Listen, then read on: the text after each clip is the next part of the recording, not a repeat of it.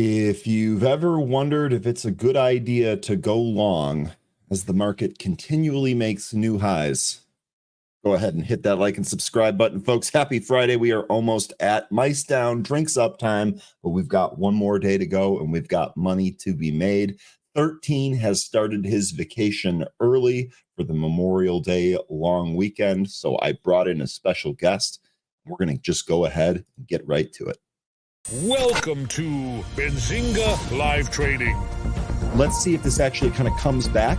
Way out of control, got way too high. All right. Hey, I will take that. I will absolutely take that.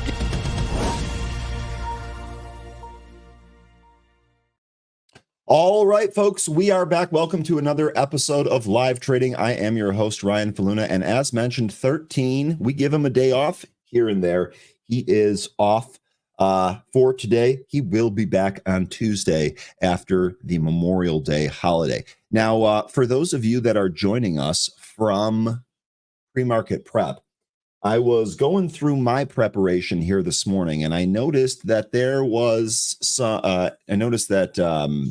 someone, I think AB, mentioned my name and then said no mulligans, and I have no context for what's going on. So if you were around and you can explain it to me, I'd love to hear.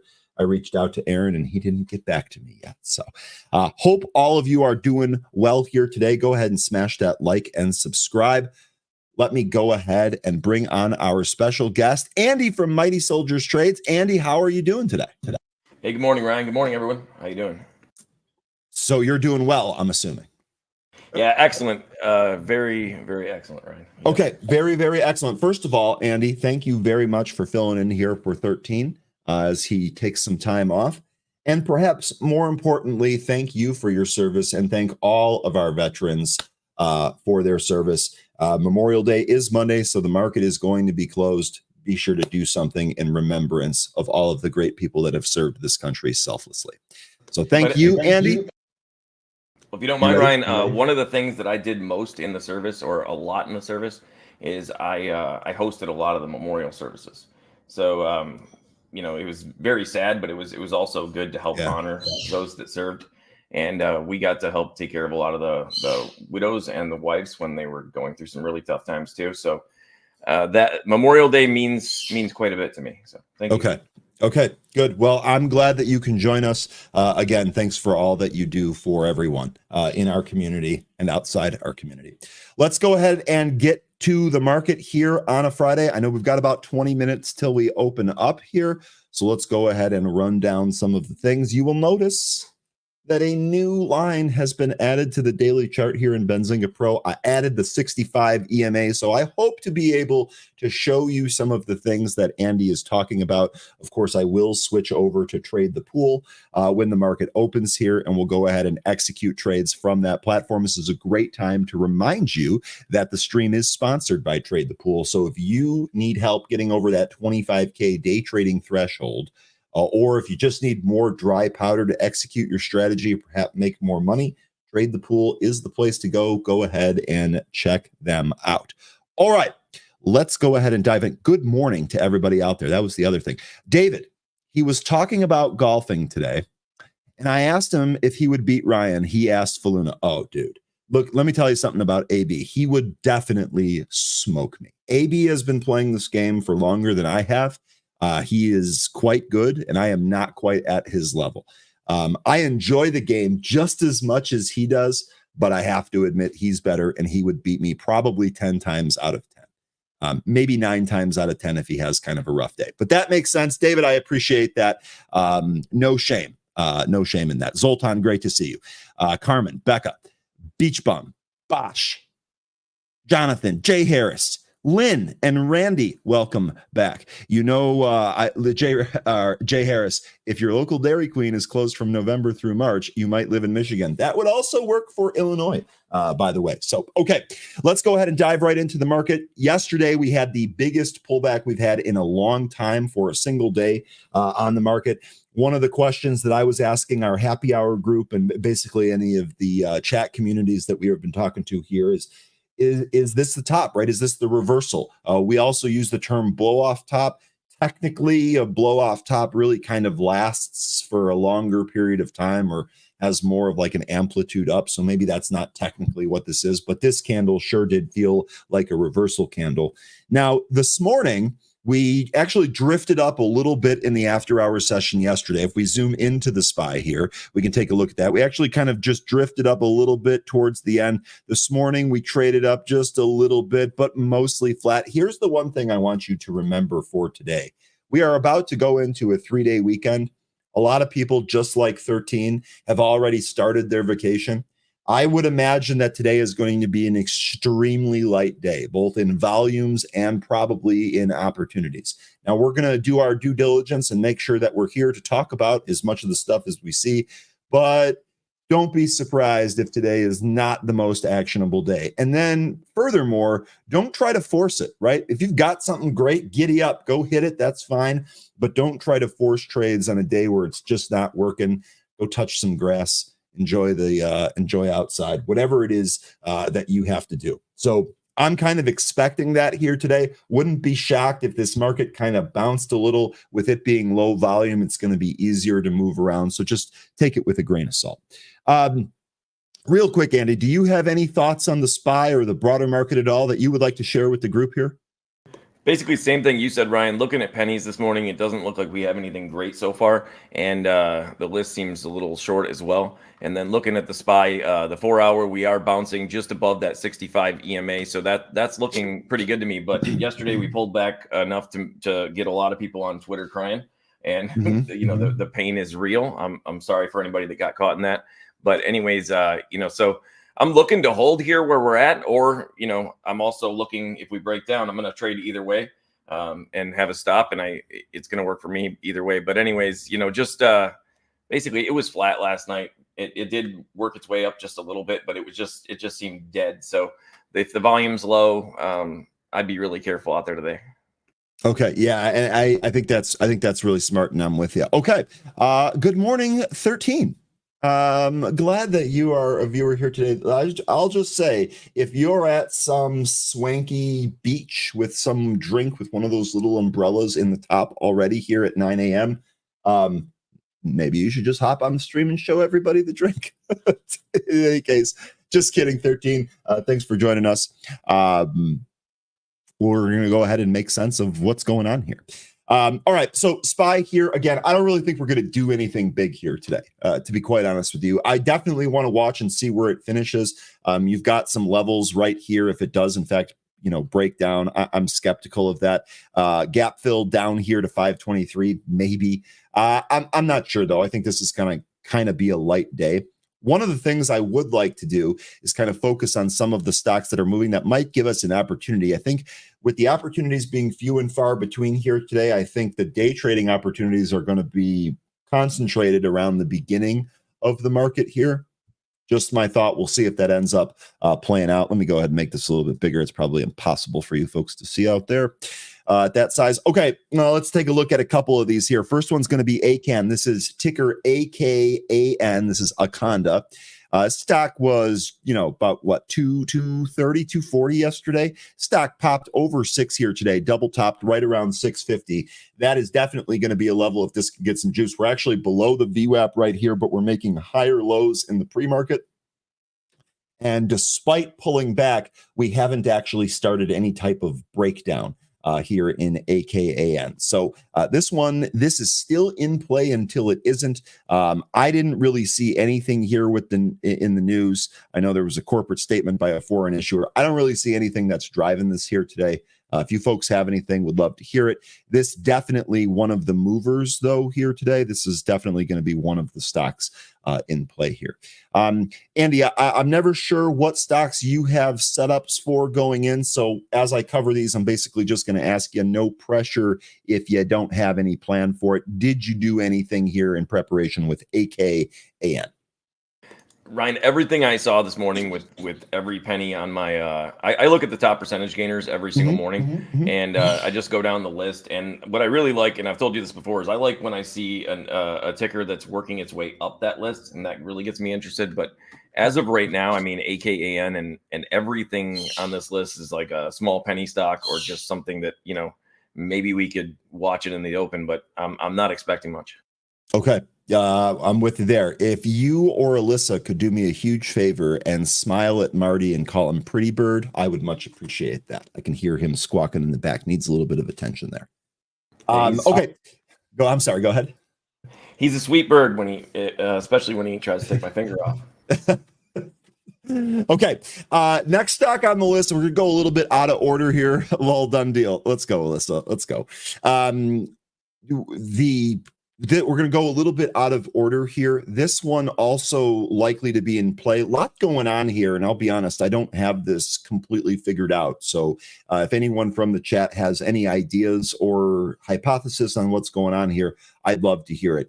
We're looking at Verastem here. This is ticker VSTM, and what a wild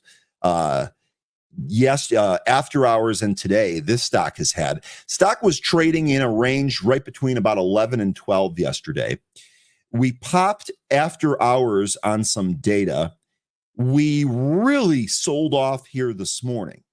So looking at the why is it moving here? Verastem oncology shares are trading lower. The company announced that it initiated the rolling submission of an NDA to the FDA for accelerated approval of the combination of two of its drugs for adult patients with recurrent KRAS mutant low-grade serous ovarian cancer. So they've got two different drugs here that are designed to treat ovarian cancer.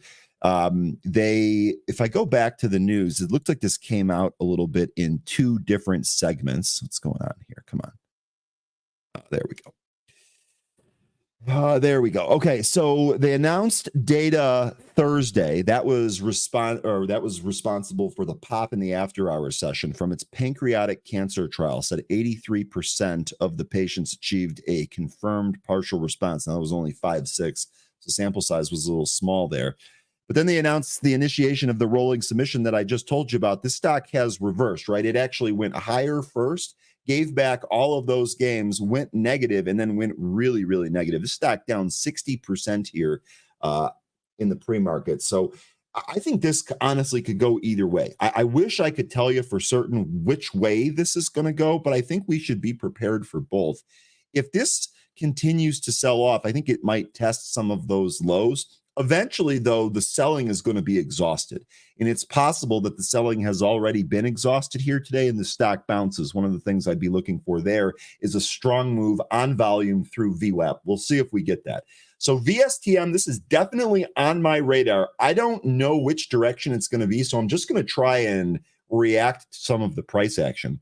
Let me know if you folks have anything on this. Andy, we'll start with you.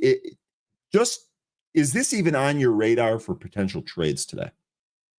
The news sounds great, so putting it on my watch list is something that I wouldn't mind doing. But as far as trading today, unless we got some volume and really started seeing some action there, it wouldn't be something I would be messing with.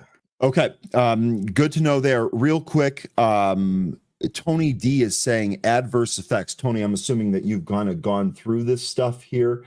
That would make sense to me. But anyway, just the reaction, kind of crazy here. So, VSTM, let's at least keep this one on your radar. Concern over adverse effects. Webcoin confirming that for you. There you go. Okay. Wiss asking Ryan, would love to hear your thoughts on SWIN. Okay. Well, you're saying that now, but after I give my thoughts, I hope you don't have a different opinion. I hope you don't have a different opinion. Let me go ahead and bring that up here. Eswin, we actually talked about this yesterday in Happy Hour. This also had kind of a wild day yesterday. So, and frankly, the day before. So this stock was right around $40. This sold off in the after hours, got bought back to even, and really just kind of stayed there. Then the next morning, it actually tried to trade up a little bit into the open and then got absolutely blasted. I mean, this thing moved from 39.5 to a low. I think this printed in the threes, maybe even low. Yeah, 362 or thereabouts at the lows. Now, we did get a little bit of a run later. That run ran us up to 13. As you can see, the range is absolutely ridiculous on this stock. And then it just kind of simmered down there in the after-hour session. It's up a little bit in the pre-market. Now, I know the question you guys have is, well, what's going on here? And again, this is just kind of a scam. This is kind of what we got from Happy Hour. We had a couple of veterans that are like 20, 30, 40 years worth of trading experience. One of them lives in Asia. This is a Chinese stock here, a brokerage company in Hong Kong. This to them, it felt like this is just kind of a fraud, right? They're going to basically take the money off of the balance sheet on this. The slang term for this was called a box job.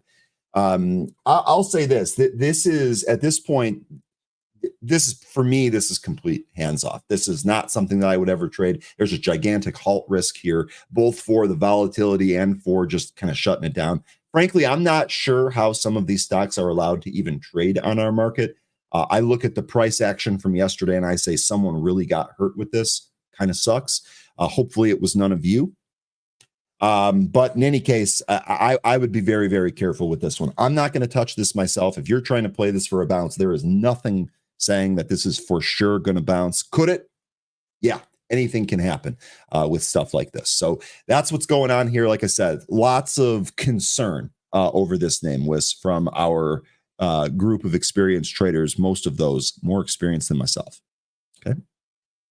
Okay, I'm going to keep running through some of the other stocks here real quick. I know we only have like 7 minutes, and I do want to go over some of the stocks that you folks are asking about. We don't have a ton on the list here today, so I'm basically just going to do it pretty quick. Ticker PAVS. This is Parnivorous Enter. Never heard of this company here. This thing popped about 173, looks like is the high print. It's come all the way back down. Selling volume has increased. We've broken beneath the VWAP. This is the strategy for this one, if this is going to be one, is does it bottom? Does it show the volume expanding? And does that volume change from selling volume to buying volume? We can observe all of that here from the chart. So to me, this is a no touch until the situation changes. And it just gave you some of the things that I'm looking for there. Not necessarily looking for a particular level. I want to see the actual trading action change here. I want to see more buyers and I want to see some volume expansion. We'll see if we end up getting that.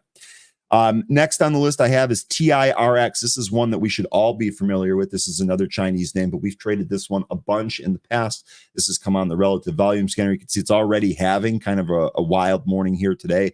Impulse moves, pullbacks to a higher low, another impulse move to a new high, pullback to a higher low. That pattern existed this morning. Now we've kind of broken that. So really the first test of what is this stock going to do here today? What does it do at this level, this 336, 335 level? What does it do here? Do we turn around? Do we actually break this and then turn this into a lower low, negating the pattern earlier from the pre-market? Or do we trade back up to the VWAP, 340 to 380 here? That's actually not a bad scalp on one of these small stocks. And then maybe if it gets some buying momentum, it can move through the VWAP and challenge some of those highs. Unsure how this is going to work. This one on deck here. The one concerning thing that I have here, as you can see, is that the volume is really kind of pittered out. We'll see if that changes when the market opens.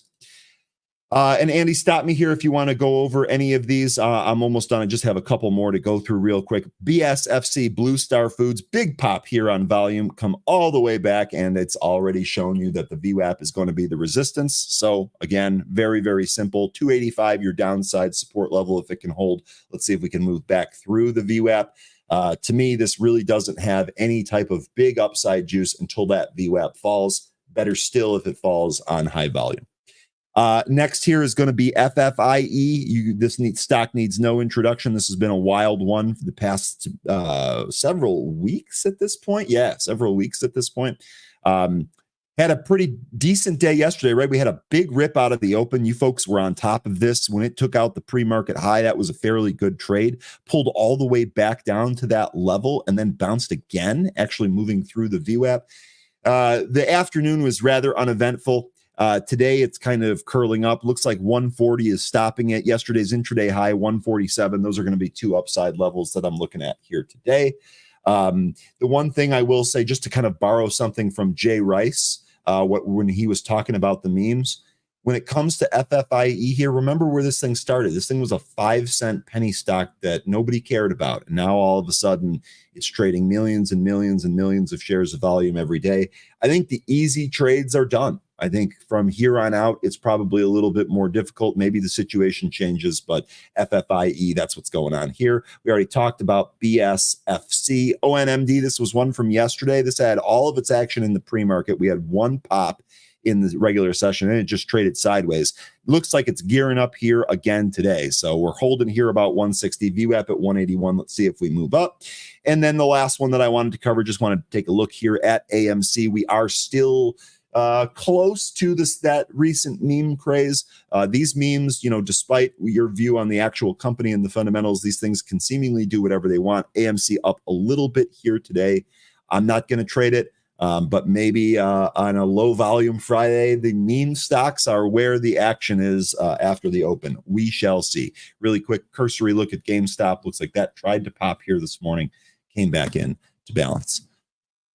Okay, that's about it. What stocks do you folks want to take a look at? I'm actually going to flip over to the main scanner. We've got under 2 minutes till we start here, just under 2 minutes until we start here. What stocks do you folks want to take a look at? Looks like you just said BTTR was one from earlier. Andy, I'm sorry if I cut you off there.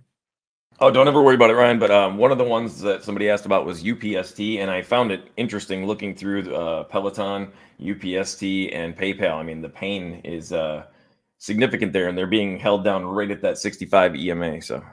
Okay, so let me go to that one here next. UPST, good spot there, Andy from the chat. BTTR, this is better choice. This is popping on volume here. I didn't see any fresh news. If you folks have anything, let me know. It's possible that happened. BTTR, this is one that we're familiar with. We've actually traded this before. If we take a look at the daily chart here, you can see all of these pops. Doesn't really like to hold them, right? Doesn't really like to hold them. So, don't be afraid to take your gains if you get gains in this stock. All right, let me go back to the chart tool here and then do UPST. Andy, so looking at the daily chart, it appears not a whole lot is going on here. What did you have? What was the time frame and the setup that you were looking at on this one? I'm looking at the weekly, Ryan, and I'm looking at how this thing has popped from usually when you see this happen with penny stocks or any stock that looks like it's pretty much dead like this, they'll pop up, and when they break that 65, they'll go get rejected at 200. They get kicked right back down, and that's what's happened. And now we're being held right under the 65. So there's two options. We're either going to go and retest that 200 again, or else we're going to go for the next leg down. I'm thinking that there's a good chance with Peloton, Upstart, and all these that we could end up seeing that next leg down. So I'm going to put a lot of alerts in myself today. Okay, awesome. Keep us updated on that. I normally don't have a plan for Upstart. 4 seconds till we begin. Get ready, folks. Let's get it here today. Let's get it. Casino is open. BTTR, this right to the highs, right out of that open.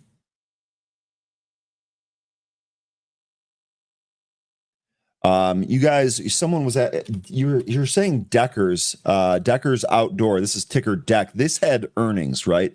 So this just a massive beat here. This stock up over 100 points, up 12% here on the back of that earnings move. So congratulations if you're in this one. Also looks like we got a slew of price target re-ratings.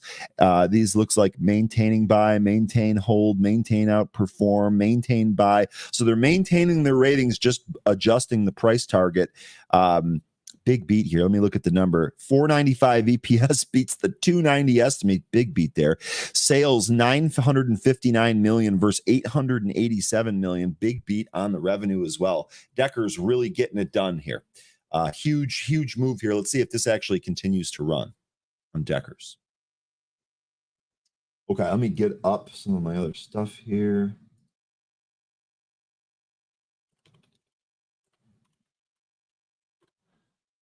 Clearing out some administrative stuff on my end.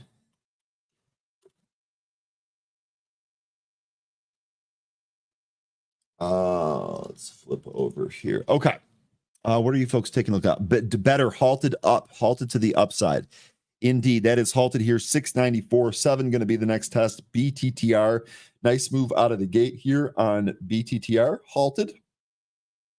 Good shout there, Bex. ONMD now. Don't see that on the scanner, but let's take it out. PAVS, we talked about that one. Moved down right out of the gate here. Here's ONMD. Good call, Lynn and Randy. This moved off that 160 right to the VWAP and was rejected. Let's see what we do here at this VWAP.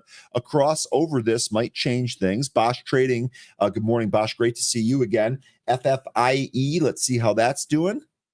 That looks like that actually sold off back to the consolidation area here from the pre-market. Let's see if it can reclaim that VWAP. So far, struggling with that. Just saw some Nvidia puts. Those are very, very small, though. Aggressive, but small. PDD calls. Looks like that's continuing. Lucy, a penny stock. This just took its VWAP. Good morning, yacht insurance guy in Florida. Andy, how hot is it in Florida right now? Oh, it's getting hot. They're turning the Florida back on, Ryan. They're turning the Florida back on.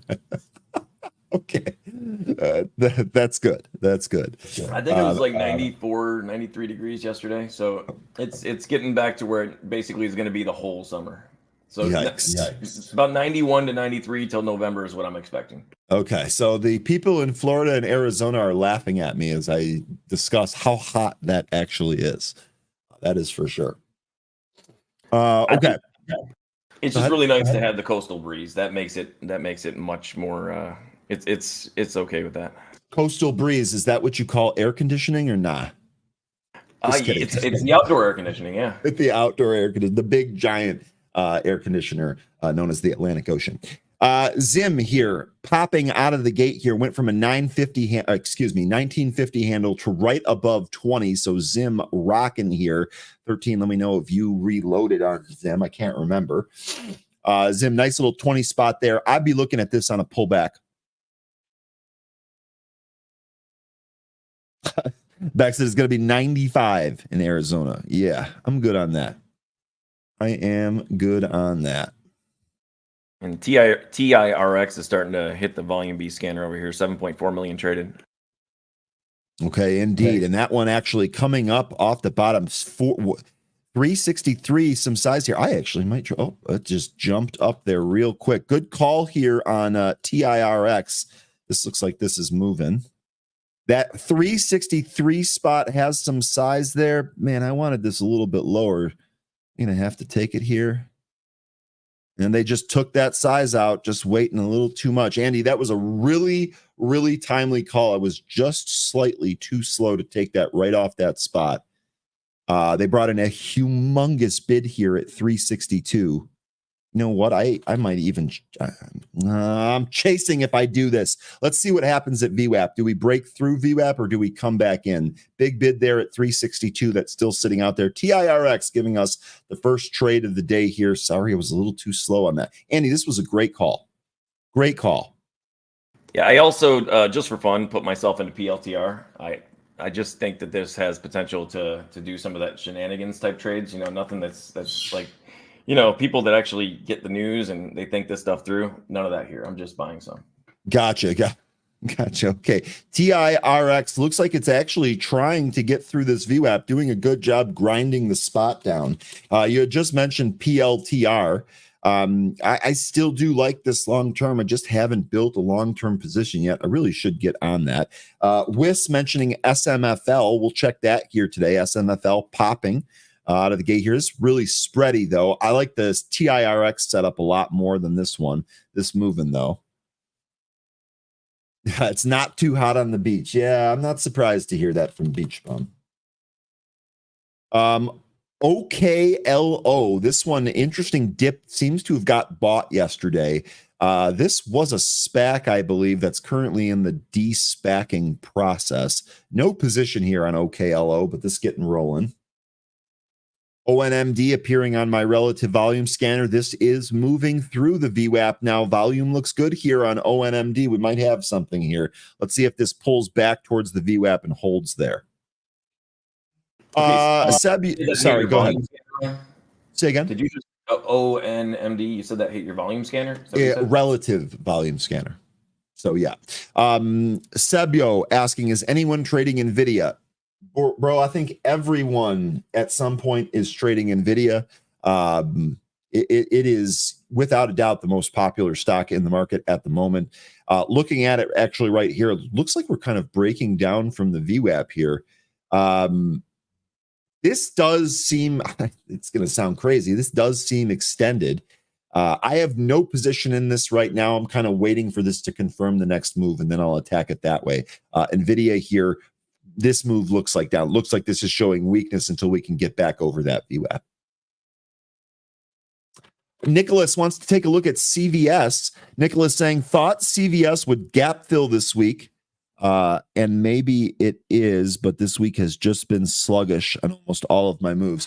So first of all, I think what you're referring to here is the gap fill on the daily chart. This takes us from what, 57 up to 67 about, or let's just give or take in there. That would be a pretty big move for CVS. This has done a good job after the selling. This really did kind of confirm that bottom. The candle yesterday, or the day yesterday, was there any news in here, or was this just trading action? Looks like this was a pop, and then it just really kind of sold off, probably with the rest of the market here. CVS, not a fast mover, but unless there's really any more bad news, the first step here would be reclaiming that 20, which is clearly acting as resistance. Once we do that, I think you could get this gap fill. This gap fill going to be more of a swing, though. You're likely not going to get that in short order, not on CVS anyway.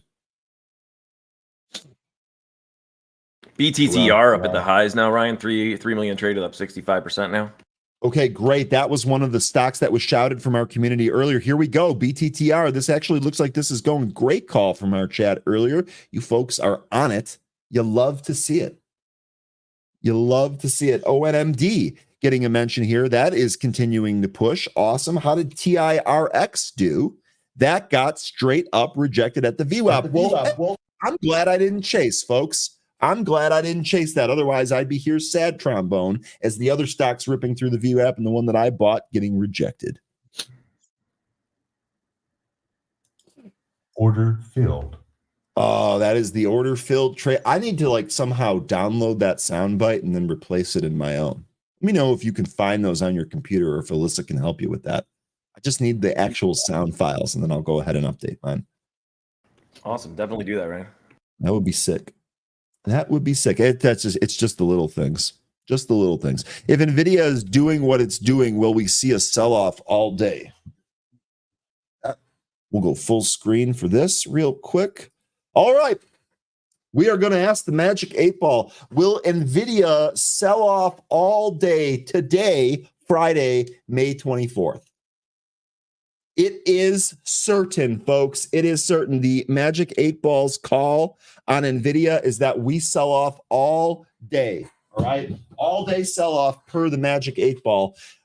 So we'll see how that materializes. There you go, Sebio. Looks like it.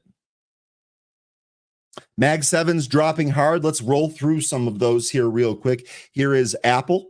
Apple actually looks like it's higher here.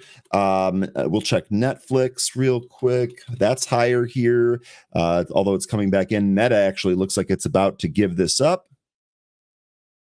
I was going to hop in and call. Now I can't go against the 8 Ball XD. You got a good sense of humor, and that will serve you well in life. So really, really good stuff there.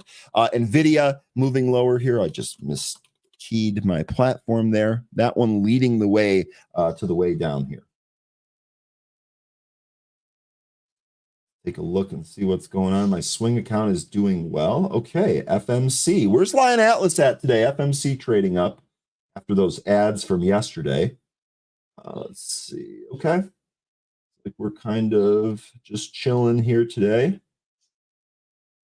Let's take a look and see what else is going on. Andy, if you got anything that's moving around here, shout it. TIRX is absolutely got crushed. So, and basically just what we'd expect for a Friday before a holiday, right? Did it? Yeah.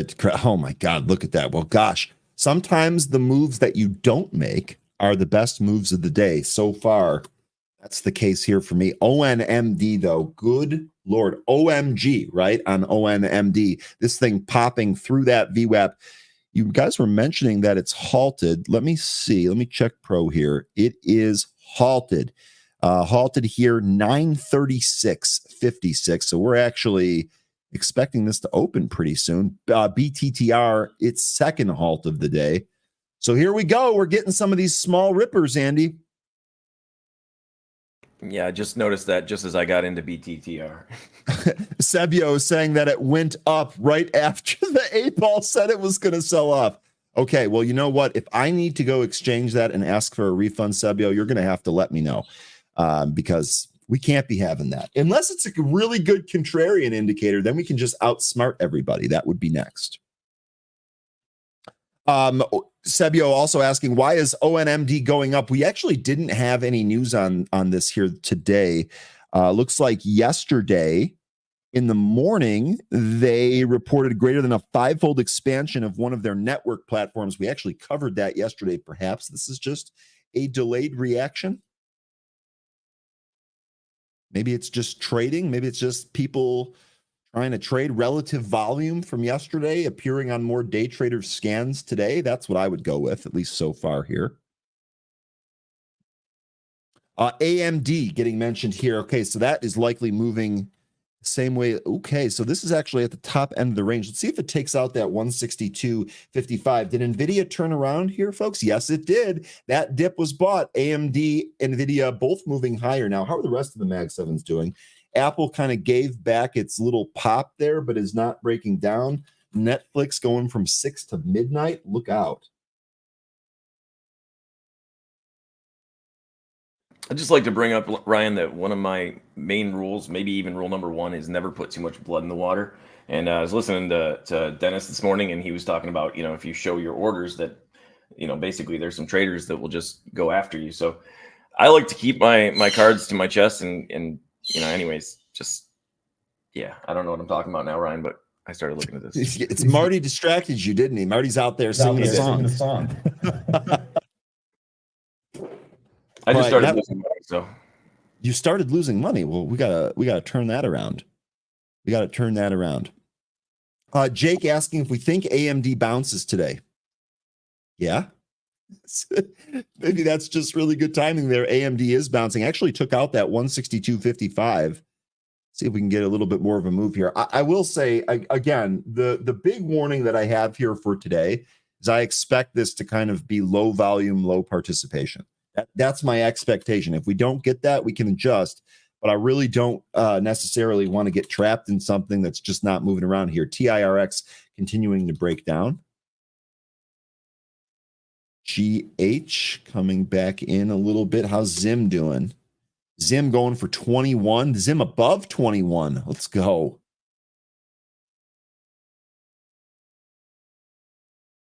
Zim another good move here. Pinduoduo, this reported earnings recently, is having another monster move here. That hourly chart in the upper right-hand corner here, this looks juicy, right?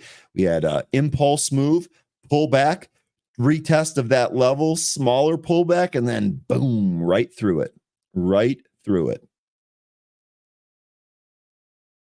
Mohit asking, what do you guys think about Kava? This is actually a really good question. So first of all, I love Mediterranean food. I think it's absolutely delicious. So my personal bias is, I guess, to the upside, you could say. What I will say here is Kava definitely feels a little extended, right? I mean, this thing IPO'd what, around $40 right in here? Yeah, right around $40. I think high 30s. We've had a really, really great run.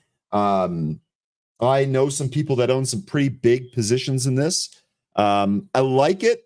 I'm not sure initiating a new position here when I kind of feel like the market is toppy is the smartest move. But this restaurant seems to be figuring it out. And full disclosure, I actually still need to do some boots on the ground due diligence and go there myself. Based on looking at the menu online, I'm expecting to really like this. Stock's been absolutely wonderful so far. Just not sure about a new position here. Okay, it looks like ONMD resumed. Go ahead. ONMD resumed.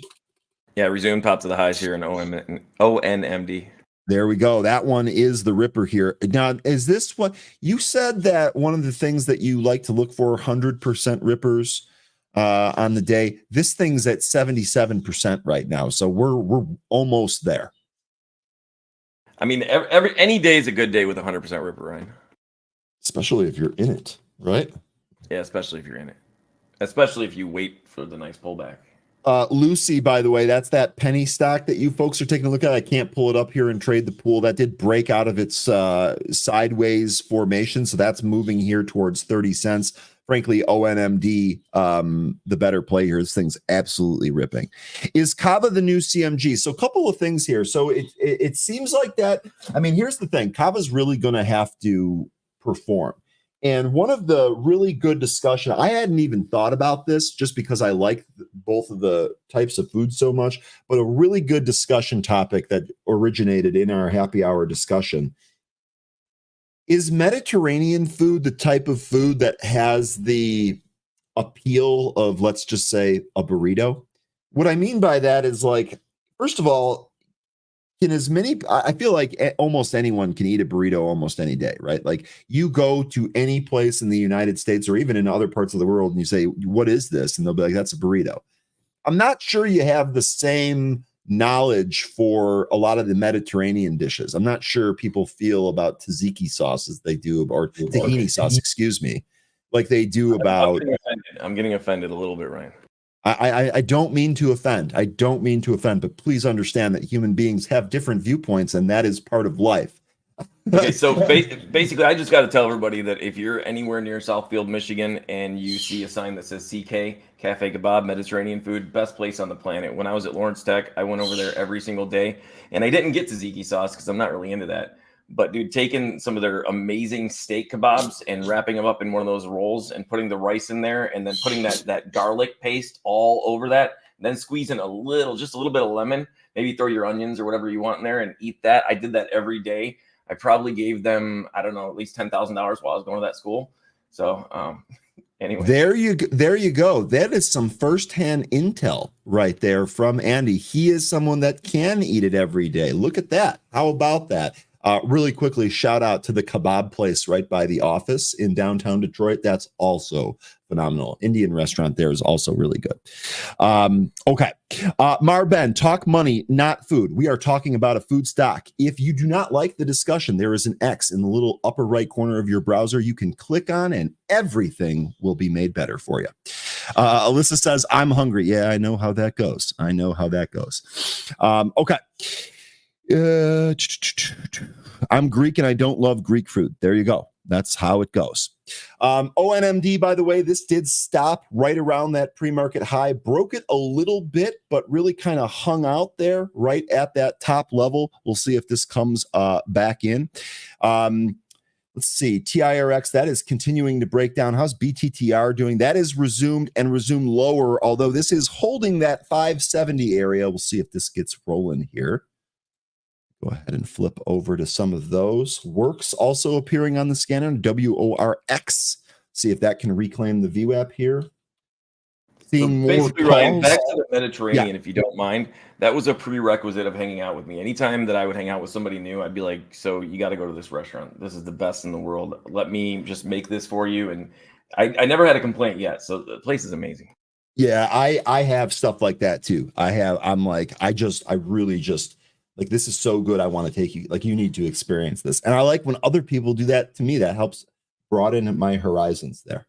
By the way, so we talked a little bit about the broader market here. SPY coming in, actually moving through the VWAP to the downside.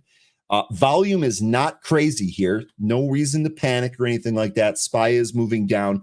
The NASDAQ or the Qs here, that's about even, but it's at the bottom end of the range, and the Dow also at the bottom end of the range. So that little pop that we kind of got right at the beginning of the session here, that looks to have been negated already.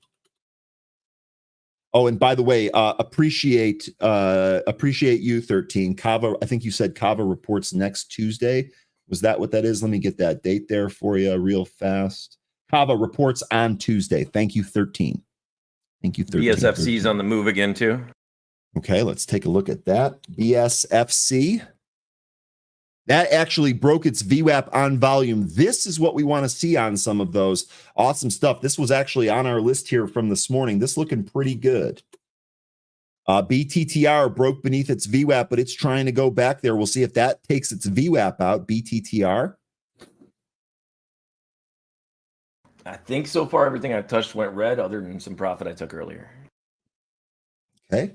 I've made no day trades here. Swing account actually having a pretty good day with no work to be done, at least not so far. How's ONMD doing? Looks like that pulled back here. It's trying to go for those highs. This is a little bit more of a high risk trade unless this comes back into the VWAP. I've got that at 228. We'll see if that kind of settles around 230. Last time this thing came back into the VWAP, we popped and went higher. So watch for that same type of thing here. OKLO, which we discussed earlier. Look at that. Great move here on OKLO.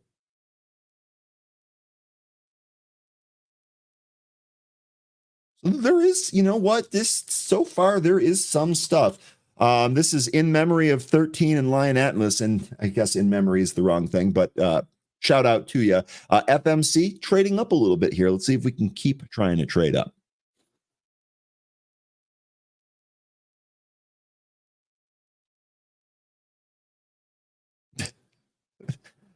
Wisdom, you make me laugh on a regular basis. I'll tell you what, laughter really is the best medicine. I can appreciate people that make you laugh and smile. Those are good people. Woof. We talked about this yesterday. This actually popping right after a little bit of a pull off the open and riding its VWAP higher here on Woof. Lucy, that penny stock here right around 30 cents.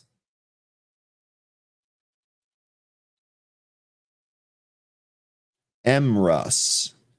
This was actually a really big move. Let me take a look here at MRUS. MRUS shares, Maris shares trading higher after the company announced the publication of an abstract regarding one of its drugs in combination with another one of its drugs on the 2024 ASCO annual meeting website.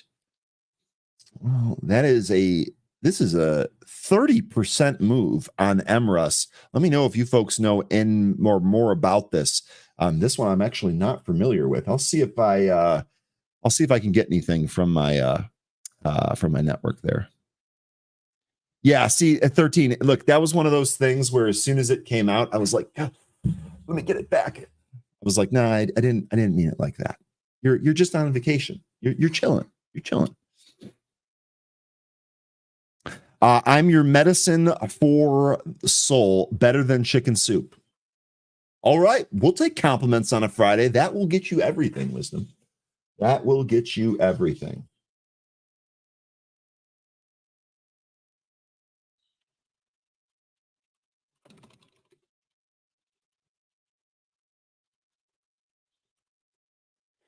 All right, let's see what else is going on here.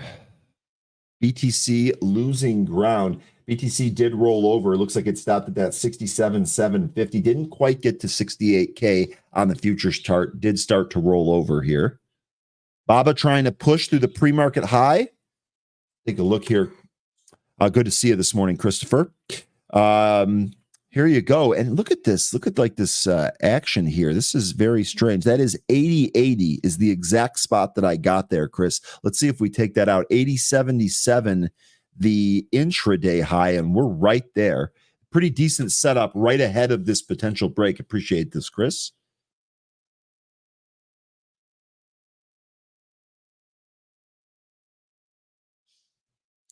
Nicholas, in memory of 13, he takes one day off and then you threaten him. Look, we run a tight ship around here. Okay. Works as well. 900,000 traded, and we're up 52% on Works. WORX. All right, WORX. You got a trade plan for this, Andy? Look at this. Oh, it just popped up on the volume scanner, and I was checking it out, and we just broke a new high, I believe. Oh, look at that. We just yanked right back beneath it. So it looks like we took out that high right at the open there. This thing pretty spread too. Trading action here a little bit wild. KB, that sounds like a setup. Let me just make sure. Okay, it was legitimate. Ticker BJ here. This is absolutely on fire. Big move here. That 83 handle up to 87. Was this earnings, BJ Wholesale Club? And is Costco following suit? That's my other question for a particular trade here. Costco up a little bit, but not crazy. BJ Wholesale Club got a bunch of price target re-ratings. TD Cowen, UBS, both maintaining their buys, upping their price target. Evercore, same deal. DA Davidson, same deal. Baird, same deal. And Bank of America Securities, same deal. So it looks like a lot of price target re-ratings here on BJ Wholesale Club. This holding here just about up 5%.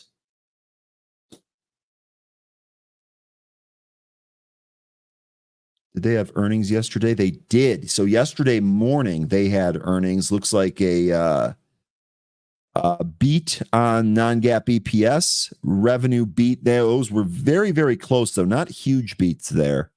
But beat on the top and bottom line nonetheless. BJ moving higher here off that. Okay, let's see what else you folks are taking a look at. Pour one out for 13. You know what? I will. And I'm actually going to have some adult beverages this evening. So I will pour one for the homies. No question. Christopher, you're right. Yeah, it did have earnings. Yep. Earnings pre-market. You got that. ACAN going and then a knife, says Market Sniper. Market Sniper, appreciate you staying on top of that one. I took my eyes off that. Look at that. Knifed right at that VWAP. So ran into that resistance right there and knifed away. Christopher asking about Dell. That's been on an absolute tear. Dell recently. Yesterday, I guess it really kind of sold off a little bit. Let's see if we can back out here and see on this chart. So this, to my eye, it looks like Dell is going to try to trade back above 150, to be honest. This is clearly in a bullish trend. All these time frames look good, frankly. Dell, I think this probably goes higher here as long as the market is conducive to that. Above 160, definitely not out of the question. The high from yesterday's session, 162. Watch if that breaks. Wheezy Gambit talking about Resolute. What was that? RZLT, I think was the ticker on that one.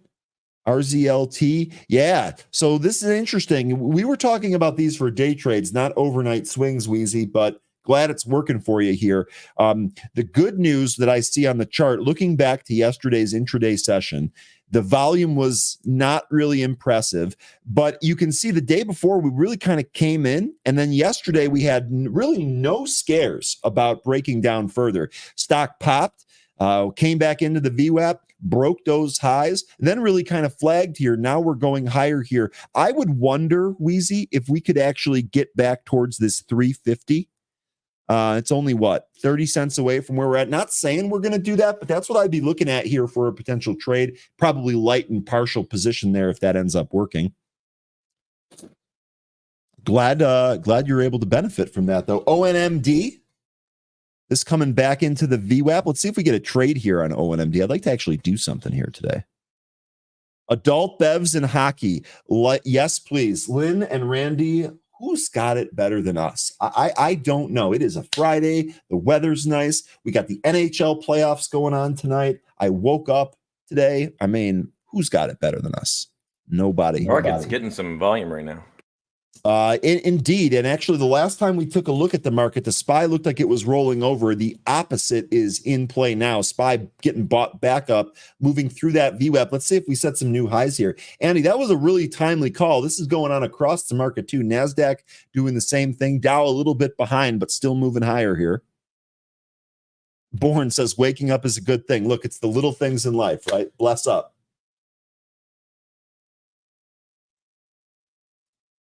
See what else we got going on here. Let's see what else we got going on here. SPY just bang, big pop here on the SPY. Take that.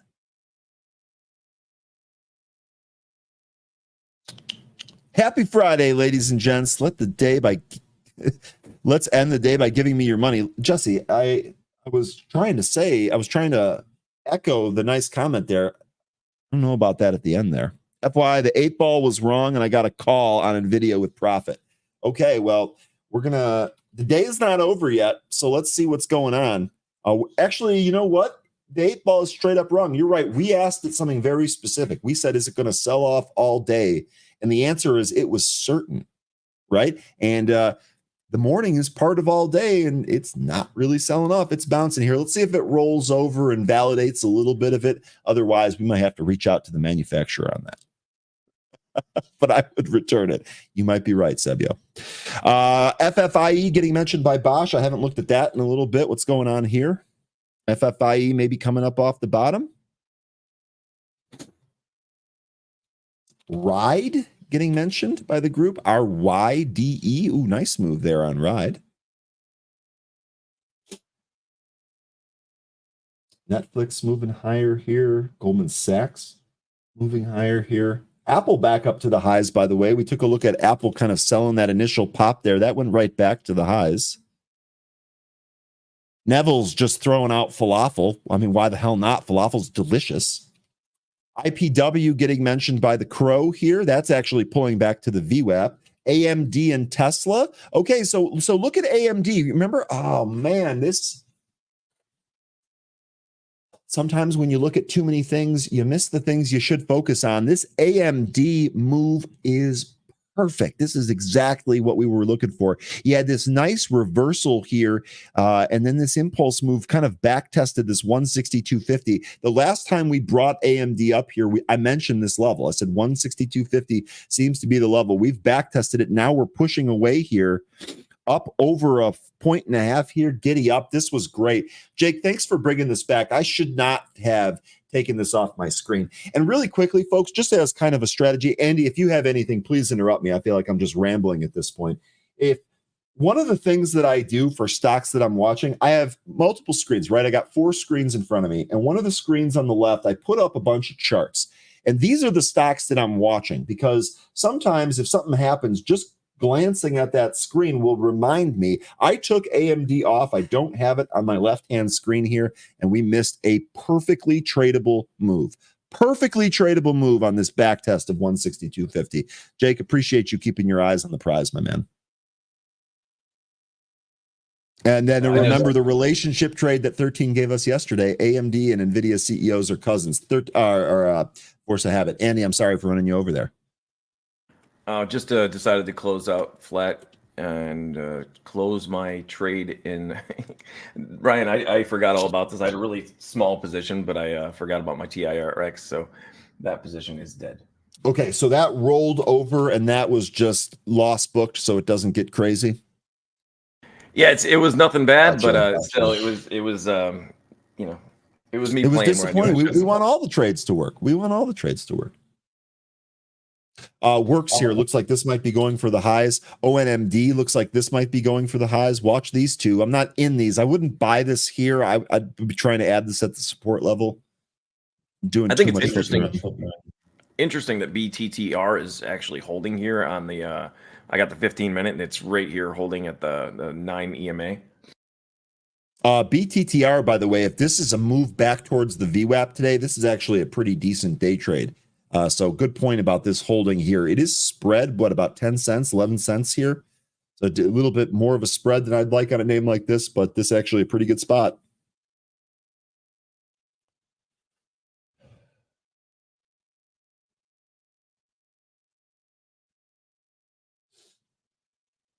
ADW Texas mentioning Portillo's. I don't have anything to say. I don't have anything to say other than that is a really bad beat. And I will remember the name of everyone on that C-suite team. I will never support any endeavor that they work at again. That is not a good management team at all. I wish I had something nicer to say. I don't like disparaging people, but holy cow. ONMD, we were just talking about that one. Looks like that pulled back off that high print there. We'll see where this ends up going. This has been really, really good. Need to get Ryan down here and go offshore fishing. Yes, please.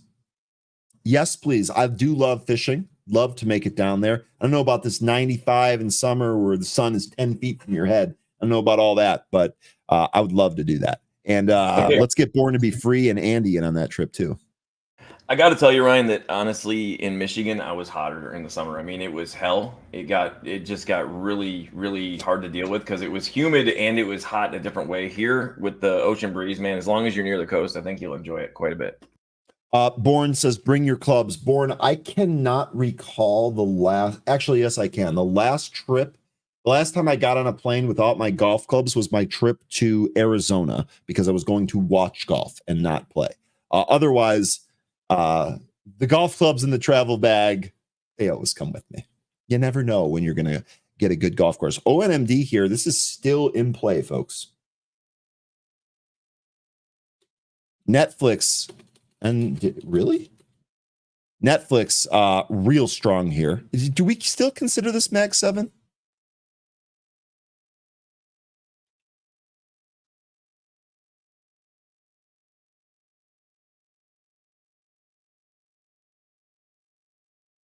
And you know what? That the comment about Michigan being hotter. Well, I'll tell you what, you're giving me hope here on a Friday because I've gone to plenty of courses in central or maybe a little bit northern Michigan in the dead of summer to go golfing, and it is awesome. I mean, the bugs are out there. You need bug spray, need suntan lotion, but it is awesome. So if I can handle that, and you're saying that's hotter than Florida, maybe we're good. Maybe we're good. I refuse. I could be just built for it. Yeah, well, you're definitely built different. I mean, that we already established. Look, I'm a cold weather guy. I like the snow. Okay. What do you say about Nvidia options trade? Boy, we might set a record for how many times. Oh. Is the 8 ball going to get the last laugh, Sebio? You tell me if this rolls over and flush, we're doing a victory lap. Okay, the 8 ball and I are doing a victory lap. ONMD getting mentioned here. Bang, right through those highs. Told you this wasn't done. Told you this one is still in play here. New highs here in ONMD.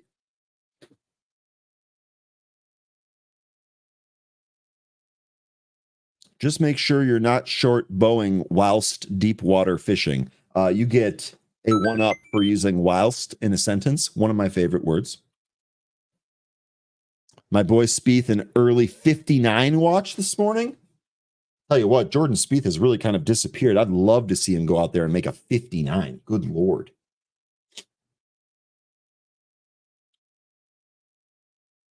Apple right back at the highs, by the way. Costco, we talked about BJ's trading higher after earnings for BJ Wholesale's. Costco actually moving towards the highs here too. You know, interestingly enough, we had someone in the happy hour saying, hey, this might be a short around 800 or just above 800. It did like trade above and come back in, and it looked like that was holding. We'll see if this gets invalidated here today. Hims is trying to recover. That one's kind of been, you know, this one, there's something to be said here. I think that this probably isn't bad. This seems to be getting caught up a little bit in the meme craze, which has me a little bit worried in some cases. But yeah, wait for this to kind of pull back and bottom. I'd actually love if this gap got filled. So let me give you a level for that. Maybe set an alert. 1450. This thing gets down to 1450. I'm taking a stab at it. Swing long. Thinking about it, mentioning cattle. That looks like it is coming up off the bottom. Tesla getting mentioned by Romaine in the chat here. Tesla, actually, this is a pretty nice move here on Tesla. Right out of the gate, looks like we dipped a little bit beneath VWAP. Now we're blasting off. Blue skies above. Looking at this SPY here, yeah, we're still in that range. See, we're not really, I didn't think we were going to do a whole lot here today. We're still holding in that range. This makes sense to me. We're still holding, basically we're building right above that 527.73 level here on the SPY, the 65 EMA on the 15 second is what I'm looking at. And I just I don't like it as a long run. I would prefer if it broke down and it broke those levels and then rejected. But the way where we're at right now, I've taken some profit, but I'm not sure that there's nothing. I'm not looking for anything big.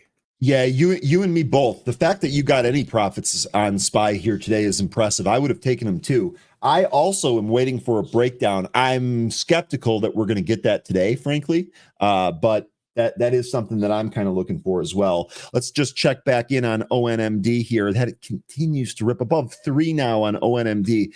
At this point, we're just going to give a communal register ring here because it looks like a lot of you guys are on this. Kingdom Lamb, I mean, I know that you were hitting this one, right? Me? No, Kingdom Lamb here from the chat. Kingdom Lamb asking, is your bird's name Tweety while your cat's name is Sylvester? No, we did not copy the Looney Tunes characters.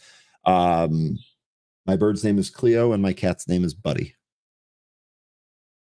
RZLT, that was Resolute from yesterday. Look at that. Continue to trade higher here. Let's go. Turks getting mentioned. Did we turn around? Yes, we did.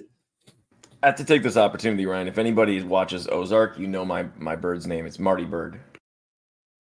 Yeah, I've never watched Ozark.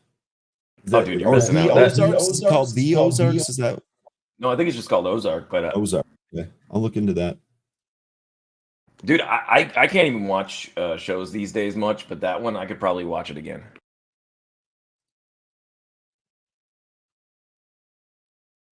Sorry, just taking care of something administrative here on the side.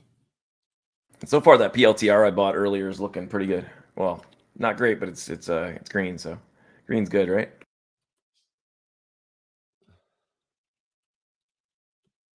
Green is always good.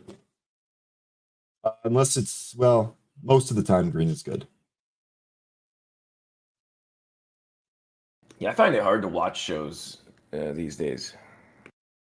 You mean like the hardest thing for me, Andy, is carving out time. Like I do most of my the TV watching, the time I like to do stuff. So the time that I carve out to just kind of watch TV is pretty much centered around sports. But I will say I do like, as I'm kind of winding down for the evening, I do like watching a good show. I don't have a lot of them though, and I don't really binge them. So I'm kind of with you there. I kind of get it.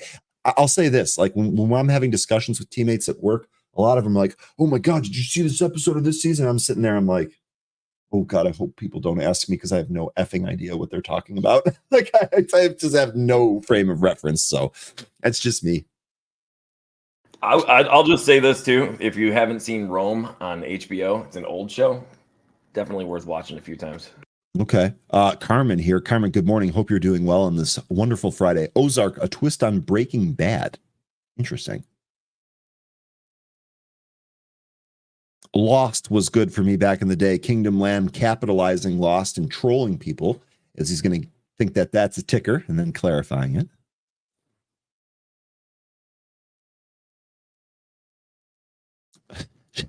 Should change the bird's name to Larry so it can be Larry Bird. Now that is funny. That is funny. That's probably better than Marty Bird. McDonald's getting mentioned by Joe earlier here. That did knife to VWAP here. McDonald's here. I think that this is probably going to move lower. Trend here on the daily certainly shows that. No position, but I like McDonald's lower. Better popping out of that consolidation around 550 here, going for that VWAP. Remember, 625, so 75-cent gap there in between. OKLO, we talked about this one a little bit earlier. That now popping again. This is really, really strong here. It's been a good stock here this morning. Spieth -5 through 6. It must be nice to be able to do that, huh, Wes? I'm a little late, but I just started Game of Thrones. All right, Jesse, it's time to make the chat explode here. You guys ready for the chat to absolutely go buck wild? I have never seen Game of Thrones. I am Lord of the Rings, probably one of my favorite epics of film and books. Frankly, the Tolkien books are arguably better than the films. But I've never seen Game of Thrones, and people tell me all the time how awesome it is, and I'm sure that they're right. I've never seen it. Maybe I should do that sometime. Oh my, yeah. Wheezy Gambit cannot even believe it. He might leave and then ban me. That's how bad that is. Sebio, Lord of the Rings is amazing. Like I said, it's one of the best things ever. Tolkien was an absolute genius. Jane has never seen it. Carmen has never seen it. Folks, you are making me feel like I'm not some type of weirdo. Thank you. Please, I'm begging you to watch it. Well, if you're going to beg me and then you're going to ask nicely like that, sure. Okay, so if you're into 40-cent stocks, guys, we got 100 million traded, 119% here on this Lucy, L-U-C-Y. Yeah, let me bring that up here in Pro, Andy. I can't bring that up in the platform. Let me go ahead and bring it up on Pro. Here we go. Here is Lucy. Now we mentioned this earlier here on that pullback to VWAP. Look at that, new highs and 40 cents here. Are you trading this, Andy? Help our group out. Why not? Let's do it.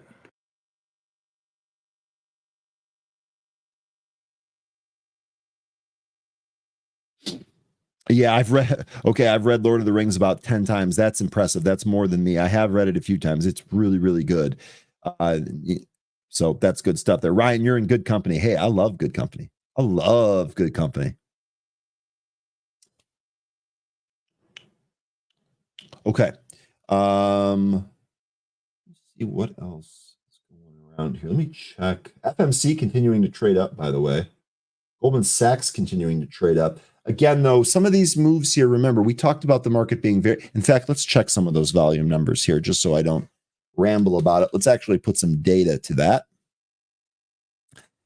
7 million shares traded. It's 10:17 in the morning. So we've been open for about 45 minutes. We've traded 7 million shares. That includes the opening print. I don't think we're going to get to the average here today. My guess, maybe we finish around 35 million. That would be my guess. Definitely seems like this is going to be a light day here today, folks. Definitely seems like that. Yeah, Ryan, I was looking for this popped about, what is it, 529 here, 529.03 in the SPY and look for a rejection there, but I'm not even sure if we'll get that. Okay. Market Sniper mentioning that Turks is hitting VWAP. Look, this trade here at this point, the curl up off the bottom here for a day trade, this is working. It's time to start thinking about getting gains booked on Turks if you took this. I know we talked about this one initially as this got rejected hard by the VWAP, but this curl here actually looking pretty good. Is that because I sold it? Maybe. It's usually how that works. I sell it, then it goes up.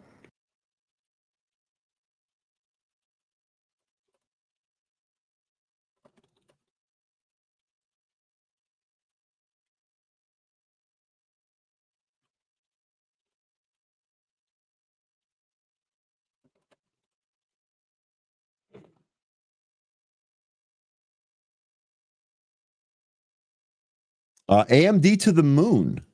It's the first to the moon call today here. I'll be honest. You're right, though. And what the worst part about this is that we actually took a look at this. We called that 162.50 level as a really good level if it holds. And look at this chart. Graphical representation of that holding and an attempt to go to the moon here. But Baruku, I hope that you're hitting this here. Registering on AMD. This was good. This was good. This is now 3 points plus from the entry level that we mentioned prior. And I'll tell you what, folks, flipping around for stocks, that might be one of the things that distracts me the most, honestly. That's okay, though. That's okay. Like I said, I've always preferred to swing trade, so missing some of these day trades is never going to be something that makes me mad. However, this setup was money, cash money, even. So MTC is a garbage penny play that looks like it has potential of popping pretty good here. MTC, that is. This one's familiar. Tech. Yeah, we traded this one recently. I hate to say it because I really don't want to trade this, but how about that VRME? No, VMRE or VSTM? What was the ticker here? Yeah, VSTM, right? It was VSTM. Yeah. Okay, so this didn't bounce at all. This has been very, very uneventful. VSTM.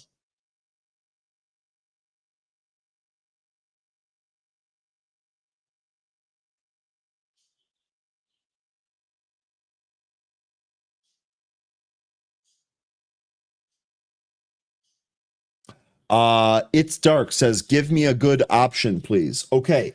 Working out or eating something healthy. That is a good option because you win on both of those. Hope that helps. Domo, another one I hate to mention. Melting a little bit here. That VWAP rejection twice at the open has told the story so far. Sorry, Andy, go ahead. Another one I hate to mention is Domo. I don't know if you'd call this a dead cat bounce or what you want to call this one, but we bounced nicely and straight up to this 200 EMA on the 15-minute. Domo basically completely erasing the after hours move yesterday. Was this news based? Let me pull this up in Pro and see if I can get you some more information.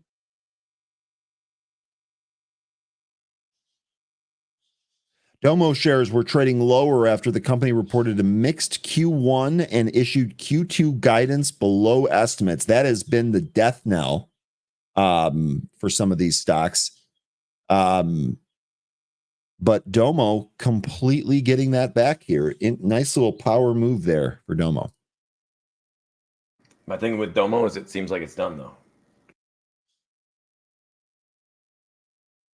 Seems like it's Domo, huh? As in Dunzo? Yeah, exactly. Decker's Outdoor building support at 990. Yeah, it is. I mean, this has been super strong. S-Win, you guys are trading that S-Win stuff?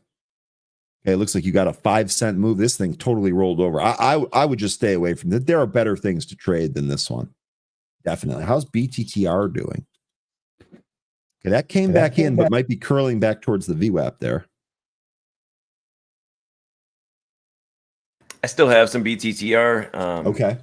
I'm gonna hold it and see what happens here. But we on the 15-minute, we're riding and holding that 9 EMA. Okay. And as long as we got that cradle effect there, I'm good holding it. Sunrun here. This is moving up off the VWAP on Sunrun. Nova moving up off the VWAP as well. MGNI appearing on my scanner. That was one that we talked about recently. That's moving up here off the VWAP as well. You guys are mentioning penny stock Lucy. I can flip over to that in Pro here real quick. Let's do that. Lucy is on the scanner here. That is at the highs here. So here you go for you penny players. This one, the penny du jour, if you will. Nice little move from 25 cents at the open here to 44 cents. Pretty good percentage mover. Benjamin, love hearing this, dude. We're going to go ahead and give you a cash register ring for this. Been a good couple of days trading this week. We are very green. That's what we want to hear. Hopefully we'll see you back next week. We'll turn that into 2 consecutive green weeks. That would be awesome. Who will win the Stanley Cup? I think at this point, you asked me here today, I got a feeling it's either going to be the Oilers or the Rangers. I think those two teams are real tough. Florida's really tough too. Yeah, I'm going to stick with Rangers or Oilers. Maybe that's just my own bias. Market Sniper mentioning Bloom Energy from yesterday, still moving. That was a great trade yesterday. Ticker BE. Looks like that did come back through the VWAP here today. It looks like the market might be heading for that 200 rejection, or at least a test of the 200. Let's take a look here at that market. Boy, what a reversal we had in the SPY here, Andy. It just looks like it's set up to pull the rug, though, man. Yeah, I mean, I think just with the low volume, I think we probably just stay in a range here today. So maybe we're at the top end of the range. Wick's kind of telling you that. Maybe this rolls over here, but I don't know. Who will win the NBA? I don't care much for basketball. I don't really watch it. The product's not really all that great.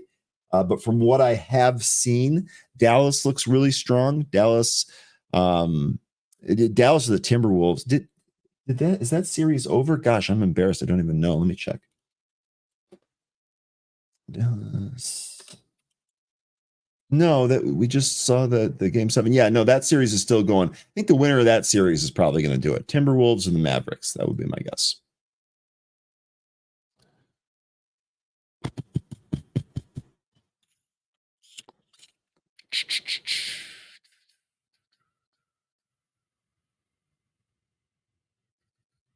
Have a good weekend, Christoph. Great to see you. Great stuff here this week. We'll be back for another jam-packed week next week. We're going to make the summers interesting. That is for sure. MRUS, that's actually continuing to hold higher here. ONMD, okay, pull back to the VWAP. I'm actually going to leave this up here for a little bit. Let's see if we have a trade at the VWAP for a potential bounce here. I've got that VWAP at 255, current bid 261. Let's see if we get this to come back into that VWAP.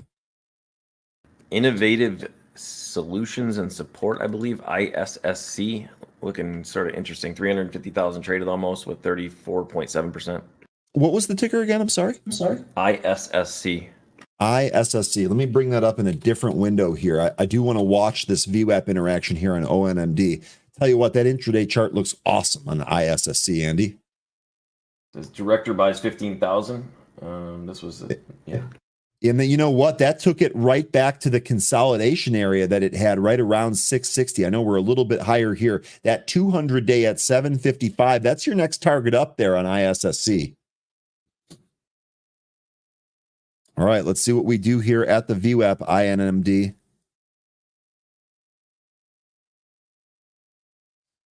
I'm going to take a little here. Now let's see if we can come back in, maybe hold this. We'll see. Go ahead, Andy. I'm sorry, man. Oh, SPY's moving right back towards that 200 EMA I was mentioning earlier. Yep, that is continuing to trade up here on the SPY. I'm looking for a potential rejection right around this area, but I'm not sure we're going to get it. Sometimes it's best not to trade.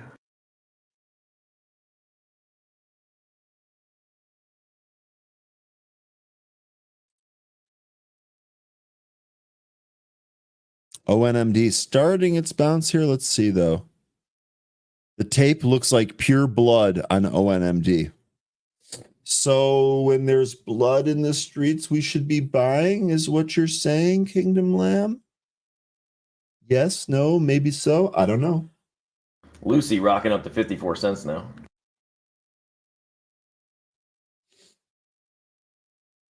Looks like I was wrong about Domo. Had a little more in it.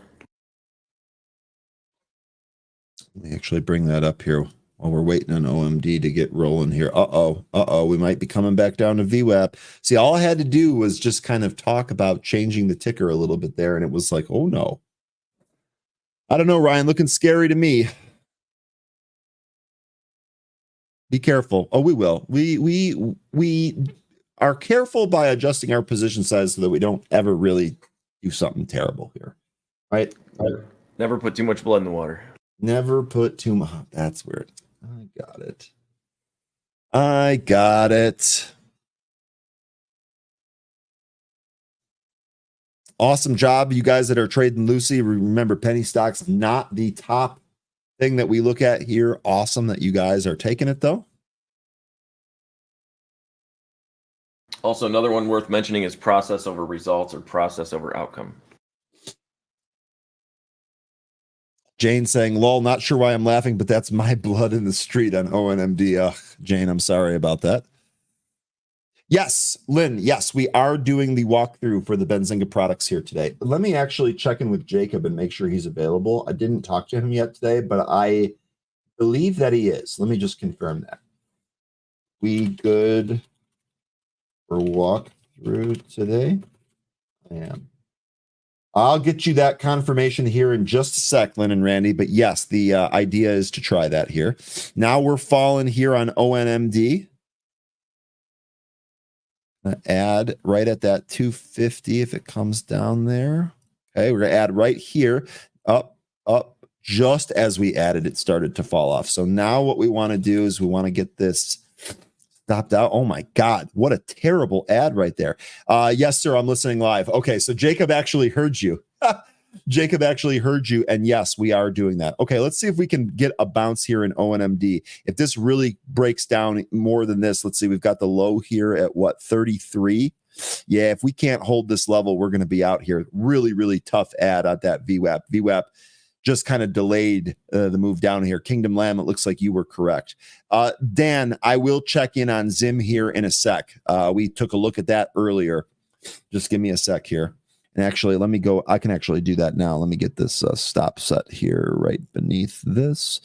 Right here, 31. Boop, boop. There we go. We'll see if we end up stopping out there. Rough ad. Definitely wanted to play that, or try that plan there. Zim, real quick. Yeah, guys asking about Lucy. Look, these penny stocks, they do whatever they want. All right. They do whatever they want.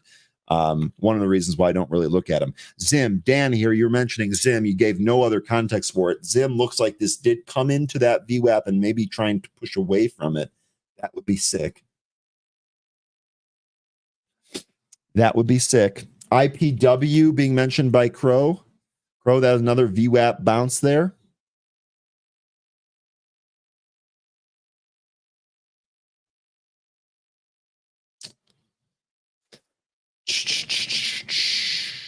Let's see what else. What else are you guys looking at? PLTR starting to come up. Maybe that PLTR. It's a decent day here today, but you're really just inside that last kind of pullback.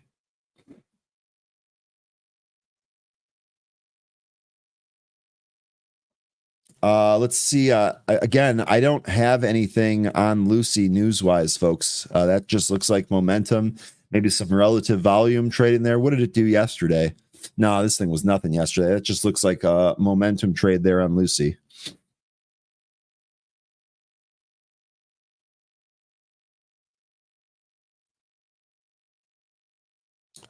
Zim, 22% of its float shorted, by the way, Dan. That was as of the beginning of May. That was May 9th. That actually came down. So did the days to cover. So some of those shorts actually covered up. I'll be interested to see when we get a new updated data point on that, how that change works on Zim. Just to be clear, that short interest came down as of our latest reading.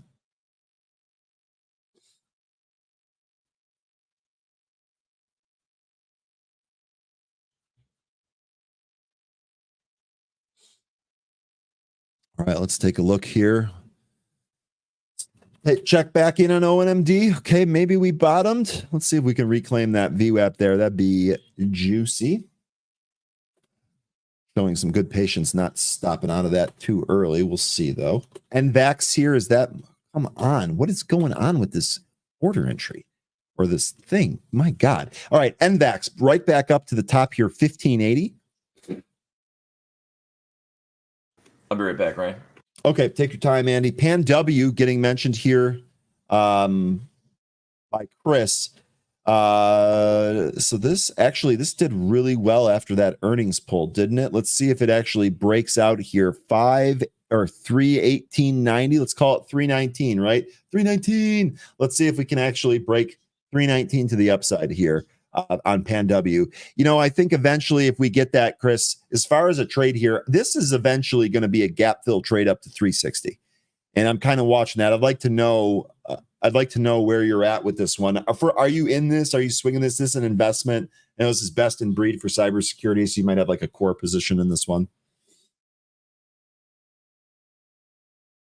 Let me know. My target is 319. There we go. Oh, so you must be in this then for a bounce. And it looks like what you're trying to do, your target is at this resistance level, I'm assuming, right in here. Yeah, on that 4-hour chart. Okay. Yep, you're swinging it. Okay, awesome. That is rocking here. Pan W, this is actually one of my better recent shorter term trades. Pretty decent gains in the swing account on that one, actually. I actually work for Pan W, invest in Pan W. I'll say this, like I said, best of breed. Would love to hear what you do there.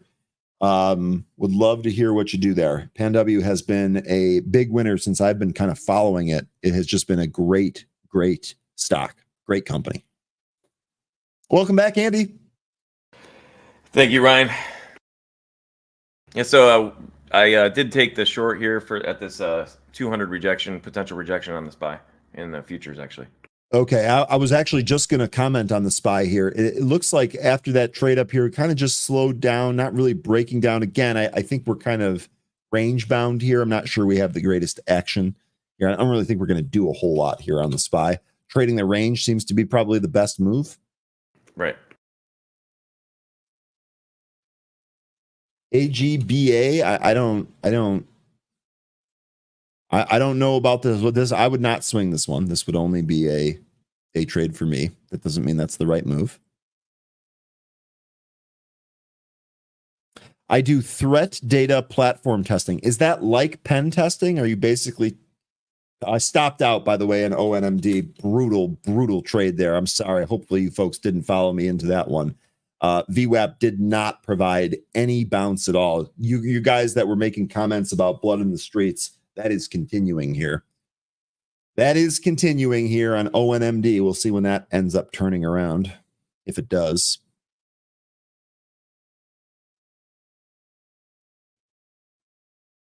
Take care of yourself, Wisdom. Take care of yourself, my man. Enjoy your weekend. Remember, no trading on Monday. Don't get too baked. Well, I bought the top on AMD. Joe, that just rolled over here. This AMD trade still pretty good. Still pretty good, though, off that 162.50. That was the entry spot for this one. Have a nice one, Bosch. Enjoy your weekend, my man. Enjoy your weekend. FFIE, we'll see if this comes back up off the bottom here. 127, that VWAP. Speaking of Bosch, have a good one, Bosch, but he's beat me twice in chess now, so I hope the third time I might be able to get a win. Ooh. Are you guys big chess players? Chess is really kind of making a comeback. Yeah, you guys big chess players? Are you ranked and all that? I play a lot, but I think I suck, Ryan. But either way, it humbles me for the market. I love to see, I get into the game and I think that I've got this, like I'm really arrogant about it. And then all of a sudden I'm shown just how little I see or how much I miss. And that helps me when I come over here to my desk, that I'm not going to put as much risk in here and I'm be a little more careful. Yeah, I'm no good at chess either. I do like it. I wish I was better at it, frankly, but I'm not. I'm not really good. I have a tough time thinking multiple moves ahead in chess, which is not a problem for me in other games, video games, board games, or otherwise. The whole thing about thinking multiple moves ahead, when you hear that before you actually know how people, what tricks and traps there are, it doesn't make as much sense. But once you see how people are taking your moves and how they're suckering you sort of, in the mate, then it starts to make a little more sense.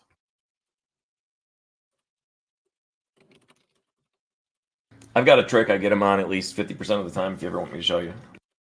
Say that one more time. Sorry. I have a trick that I get them on at least 50% of the time if you ever want me to show you. Is this like a chess, like an opening move battle plan type thing? Yeah, it's a defense for a particular strategy, and I usually get their bishop right off the bat. Okay. See, you have a plan, and that you have a plan going in. That is awesome.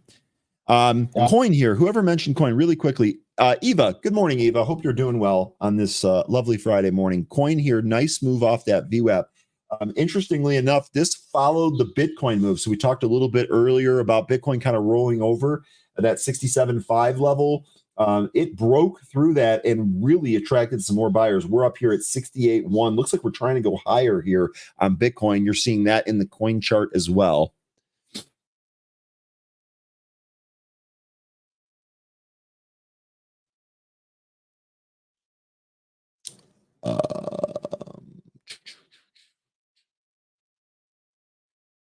Coin. How's Works doing?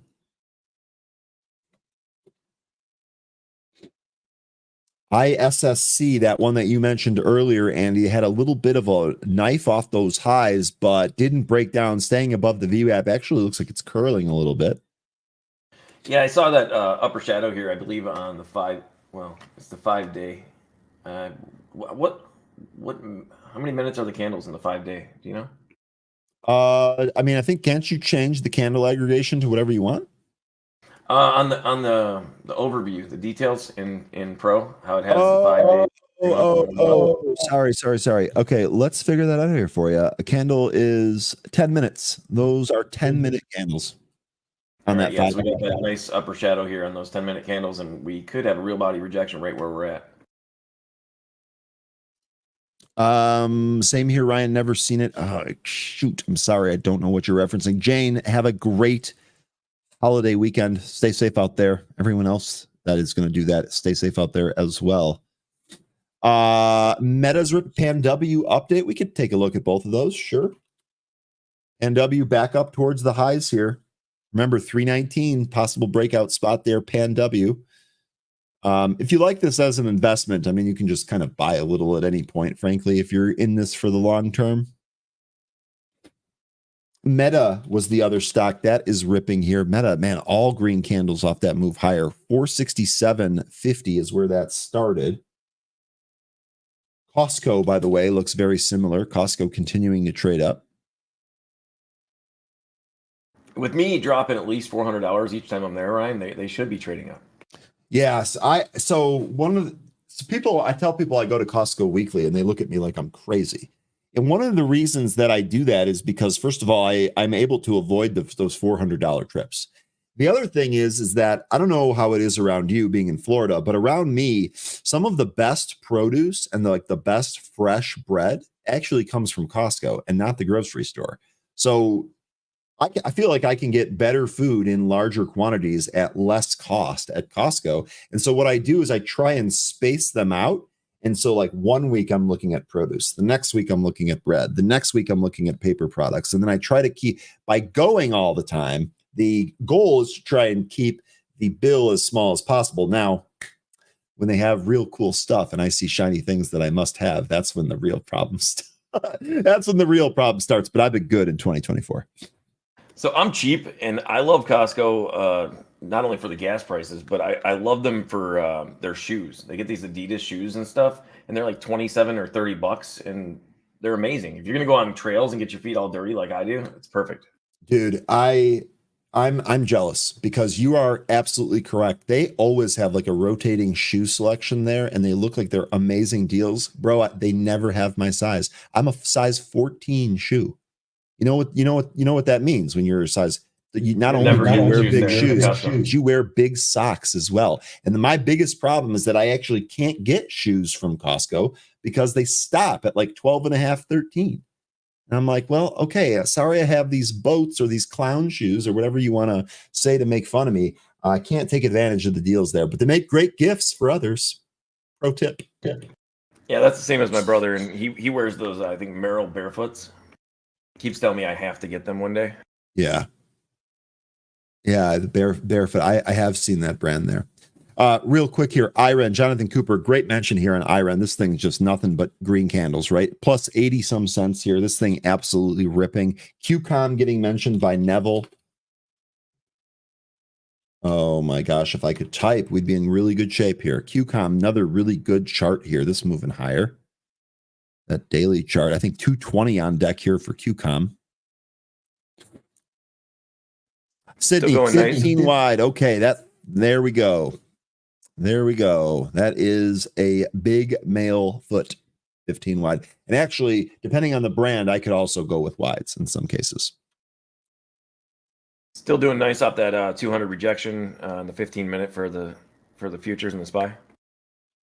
Here you go. That SPY actually coming back into VWAP. Like I said, this is likely going to be a range all day. I expect, in fact, if you just take a look at the volume chart here on the SPY, you can see we have been declining from the open. Let's get a check in here on the actual volume number here.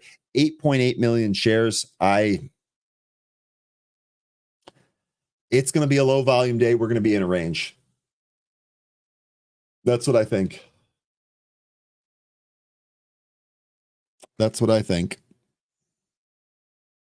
Usually what happens is, like yesterday, everybody was crying that it was long and they got destroyed. And usually the day after that, it just starts to work up. And then you hear people crying the other way. Look, if you're not happy with the price of your stocks, just wait 15 minutes and check again. I'm not trading IREN, Sahil. That was a pretty nice mover here today. I didn't have any alert to the setup there, though. That wasn't on my list. I missed that VWAP pullback early. That would have been actually the first two VWAP pullbacks here would have worked for a trade. I missed them both. Lucy, I tried to get some, and I had messed up my order, and I just gave up on it. And now I'm wishing that I would have tried a little harder.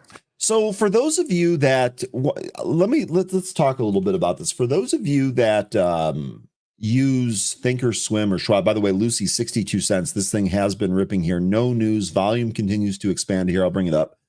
Volume continues to expand and get higher here. One of the issues with penny stocks, in addition to them being all types of wackiness going on with the company itself. As far as the actual stock itself, in Thinkorswim, doesn't matter if it's TD or Schwab.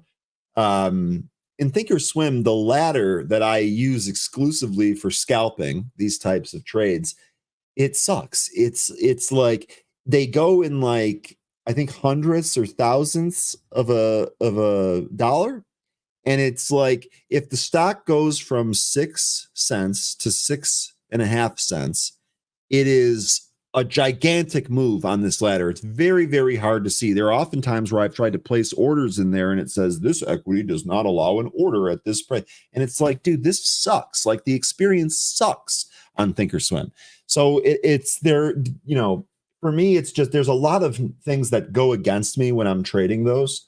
And I just stop doing it, right? I go where it's easier. I go where it's easier, and it's not good on Thinkorswim.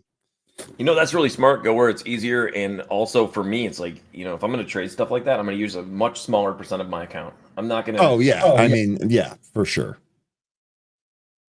For sure. And I've done that too. You know, like I've bought stocks at 20 cents and a couple thousand shares. I'm like, oh, this is a small position. And I would check back and it's like at 12 cents. And I'm like, you know, I wasn't trying to donate money.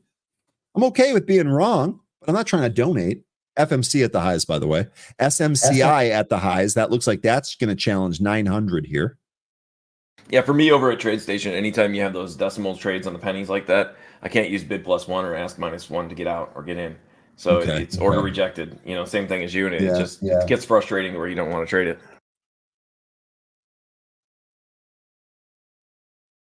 I'm going to actually stand up for a second, blow my nose. I'll mute it so you guys don't have to be exposed to that.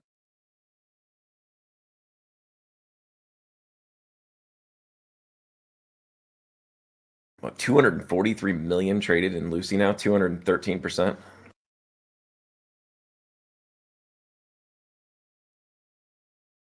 All right, sorry about that. What's the best place to sell options on? Does the chat have an answer for him? I don't know. I've sold some options, but the only broker I've done that on is Thinkorswim. It was fine. It was fine. VSTM really kind of sitting around here, not doing much of anything. I've enjoyed buying and selling options, TradeStation, Thinkorswim, Webull, even Robinhood. But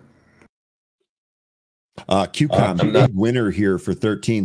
That was good on you. We discussed that as a longer term trade on Thinkorswim or on Happy Hour a number of times. Kudos, by the way. Definitely not suggesting any brokers to anybody though, because you know it's like wearing shoes. You might like a different shoe, right? Thinking about it, mute works better than masks for stopping transmission. Facts, dude. That's an awesome comment.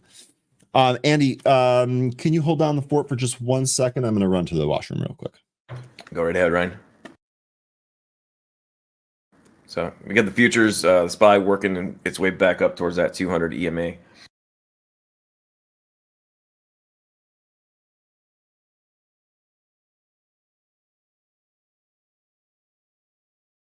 So again, we're just trading in that range, and it looks like we're possibly going to get a rejection, or maybe even get a rejection at the real body level on the 15-minute for the SPY, just below that 200 EMA.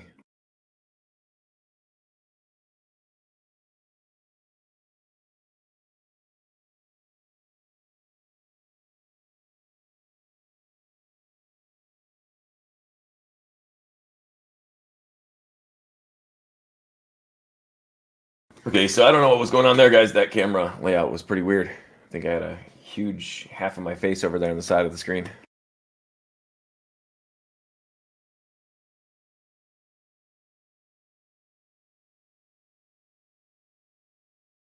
Yeah, I could check the float in Lucy.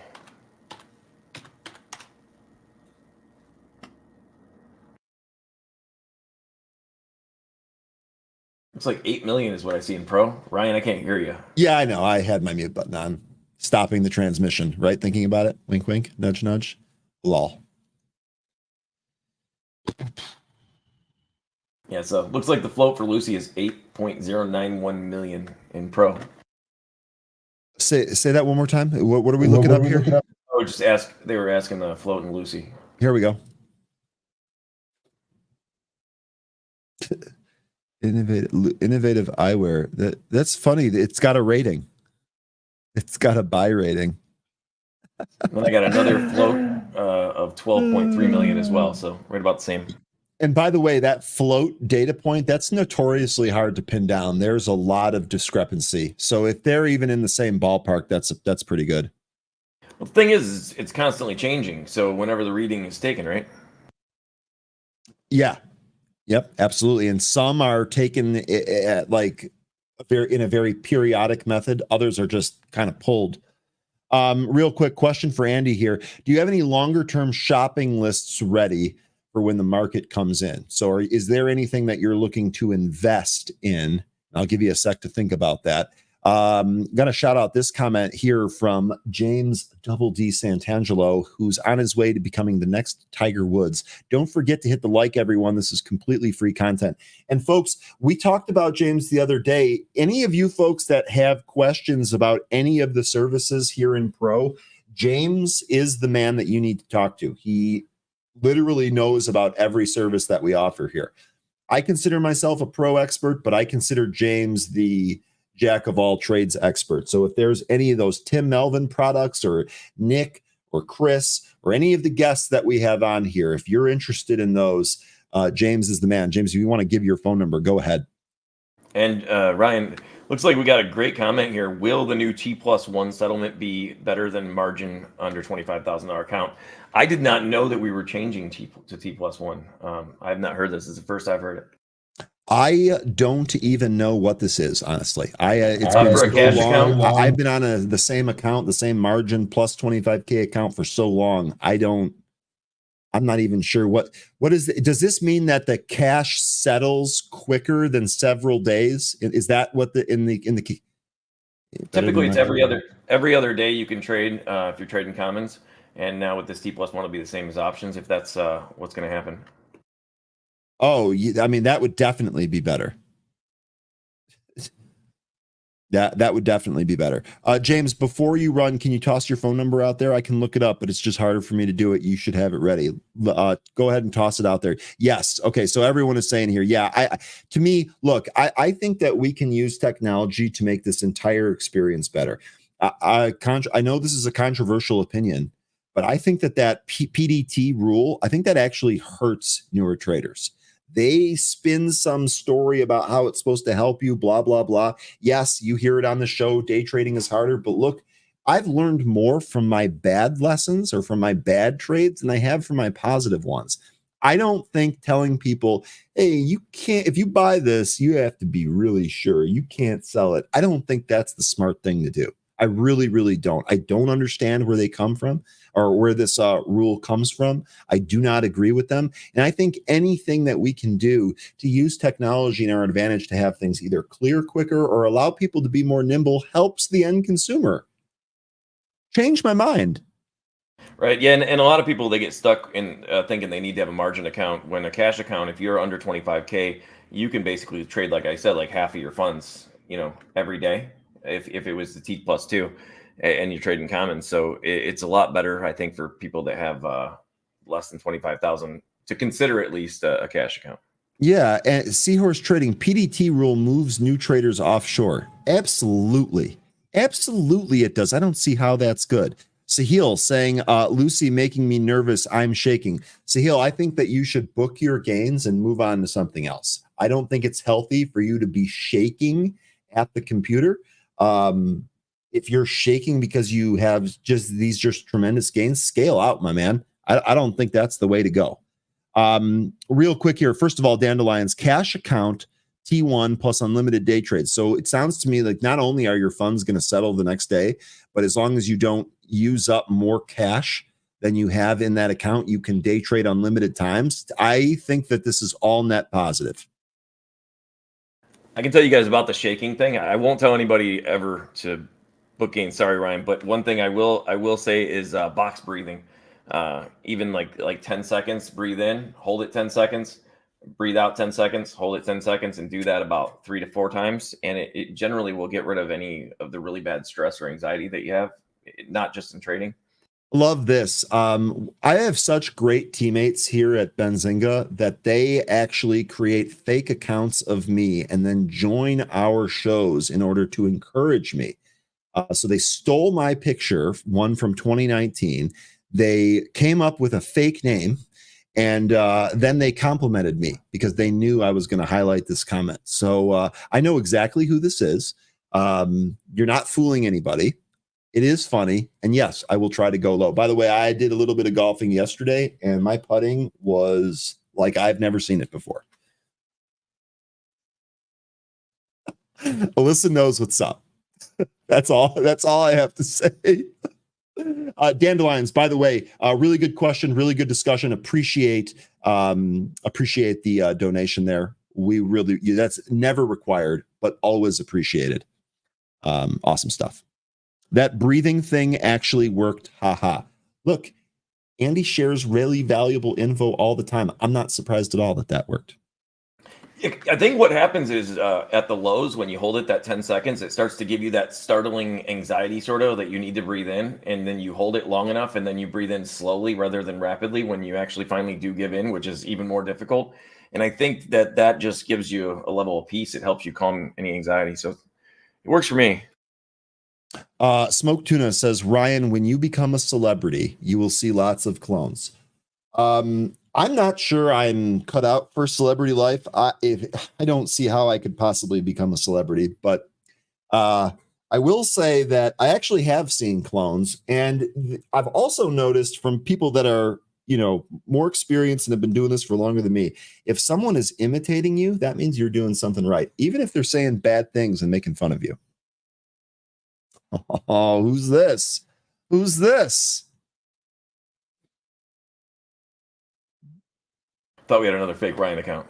No, it's the perpetrator of the fake Ryan account, Jake Crandall, right here. I'm naming names, baby.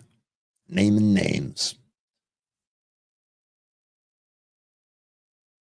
The highest form of flattery. Double D. He knows it too. Busted. Haha. All right. Well, look, we're having fun on a Friday. Be sure to smash up that like, hit that like and subscribe. If you don't do it enough, what's going to happen is Jason is going to start hounding the chat and asking you all to do that. So why don't we just do it, make him happy, and get stock picks from him? How about that? I love Jason's stock picks and Luke's as well. I think that's probably the best two I've ever seen for stock picks. This to me is an absolute winner. This is an absolute winner comment right here. River saying, hello, been a newbie and silent observer for many months and have to break my MO and say best content for show I've seen to date. That's awesome. I also, by the way, I can really appreciate anyone here who's considered a lurker, for those of you that use the Twitch lingo. If you are here, even if you're not saying anything, we are absolutely thankful for you. And if you're finding any type of our content helpful in any way at any time, then we're doing our job correctly. I really appreciate hearing things like this. Thank you very much. Glad it's helping you.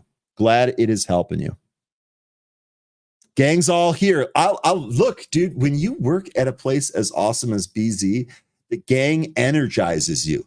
The gang energizes you. So I love that you folks are all here. I love that you folks are all here. And I'd like to apologize, guys, for not having all that energy today. I do not know why, but I'm like dragging a bit. Andy, I think you're doing great here today. I'll just say that. I think you're doing fine. Appreciate it, Ryan. I think you're doing fine.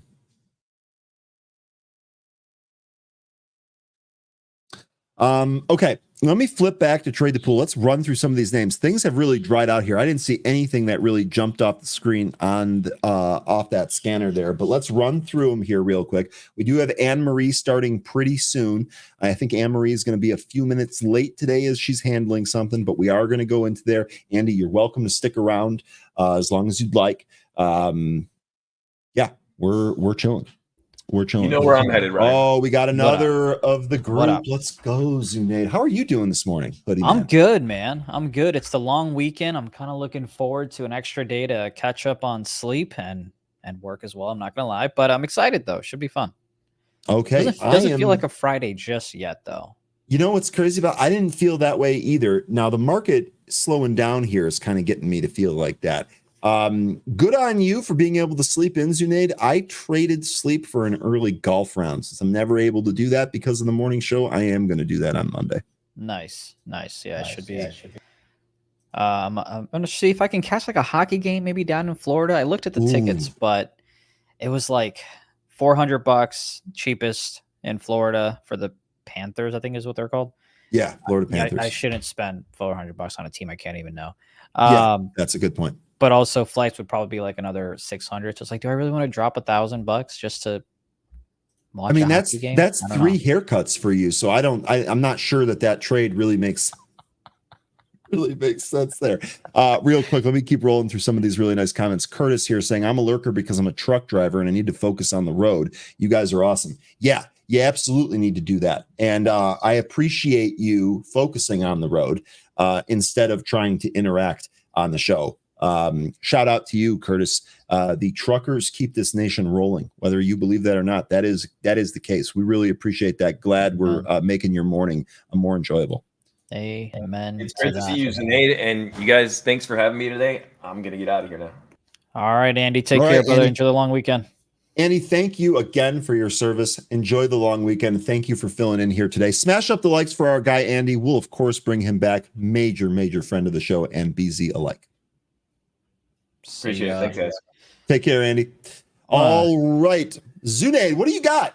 What do you got? What are you looking at? What do you see here today? I'm really hoping. So for a swing, right? I had some hood. I sold it as we crossed below 20. And we made some nice gains on it. You can see kind of like the swing trade aspect of it here.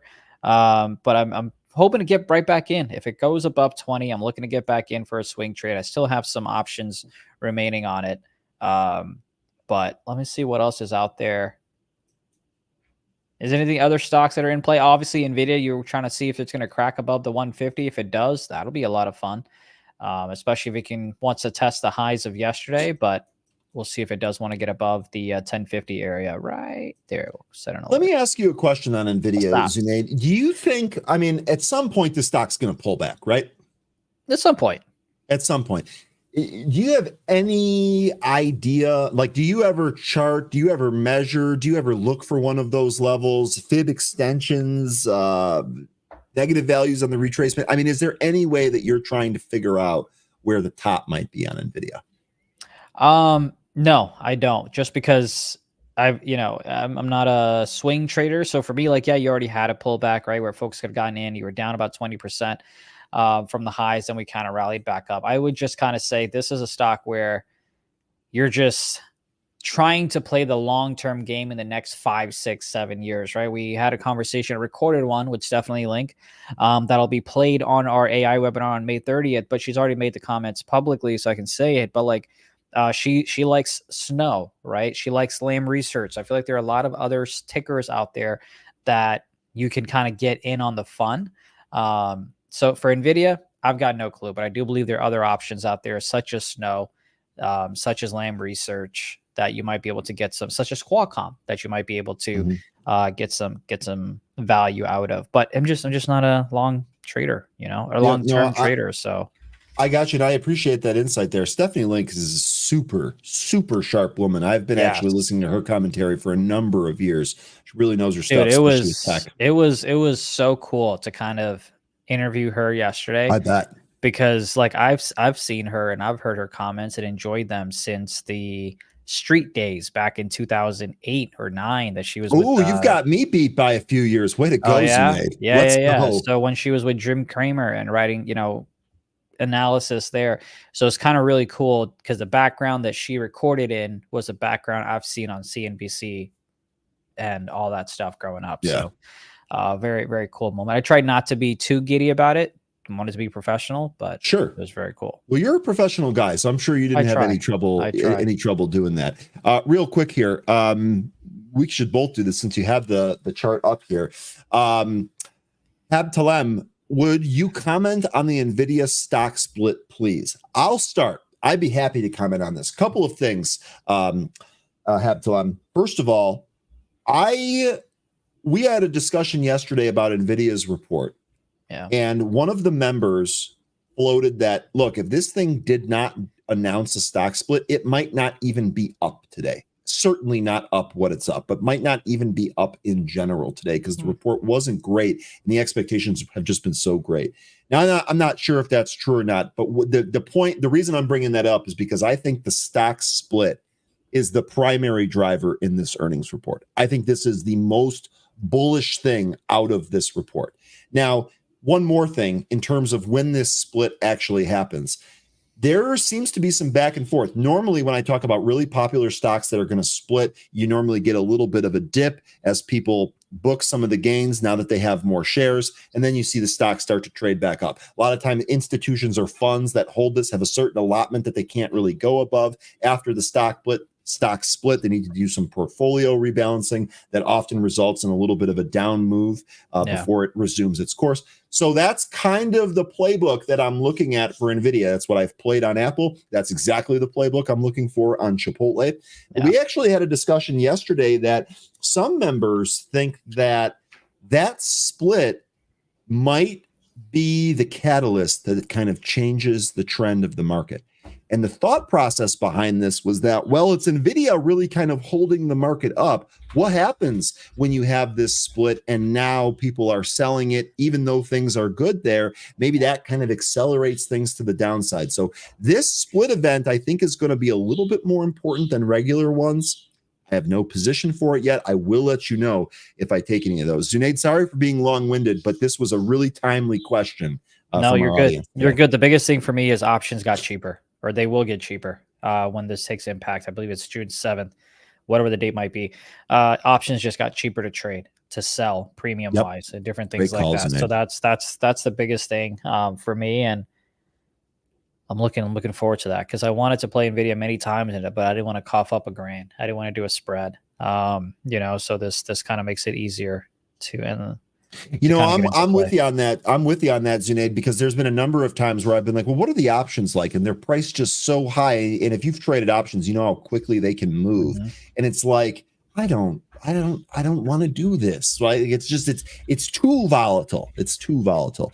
Let's see. I'm gonna try to get that. I'm gonna try to confirm that date of the stock. Yeah, if you own options on a stock that executes a forward split, the ticker and the expiration date will kind of obviously remain the same, and the strike price will be divided by the forward split multiplier.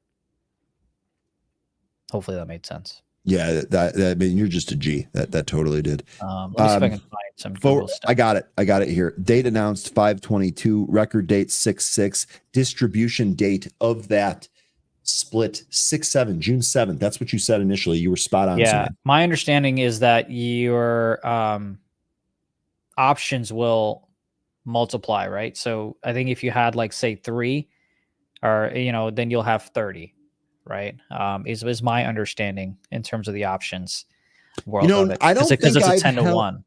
I don't think I've ever held an option position through a split. Now that you're bringing this up, I'm not sure I have experience doing that. I'm normally flipping those options ahead of that event. Yeah, it'll either be that, or it'll end up being that. Hey, each option. Yeah, that's what I would assume.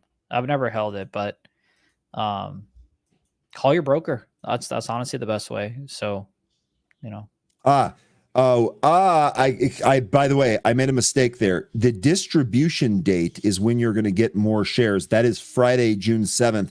Trading is expected to commence on a split adjusted basis as of market open June 10th. Thank you, Sebio. You were exactly right. So 7th is a Friday. Yep. 10th is 7th is a Friday. That's when you're actually going to get your shares. 10th is when it trades at the split price. Yeah. All right. Really good stuff. Let's see. Are there any? Whoa! What is? Oh, this is Apple. I was like, that's kind of moving and grooving out here. Reddit. Come on, Reddit.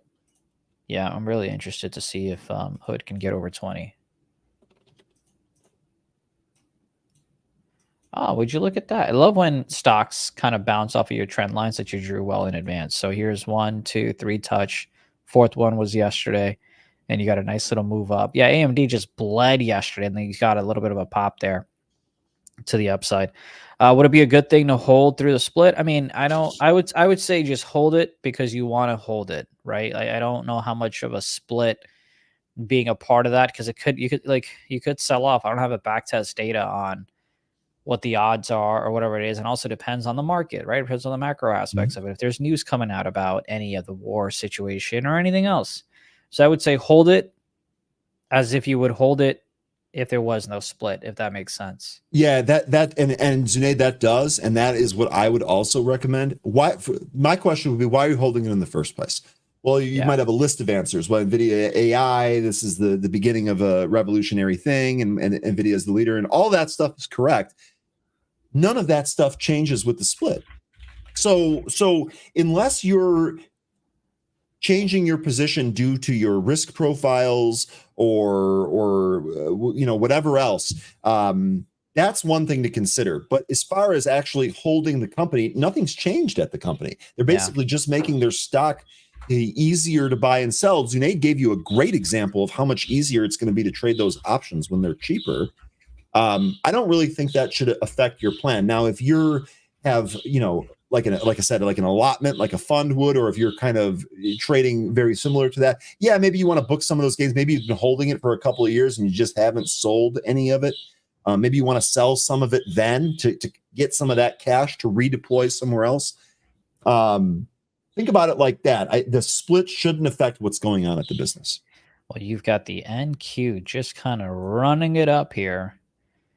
Curious to see if it, let's go to the 65 minutes, see if we have a little bit of a clearer picture. Get rid of all these drawings.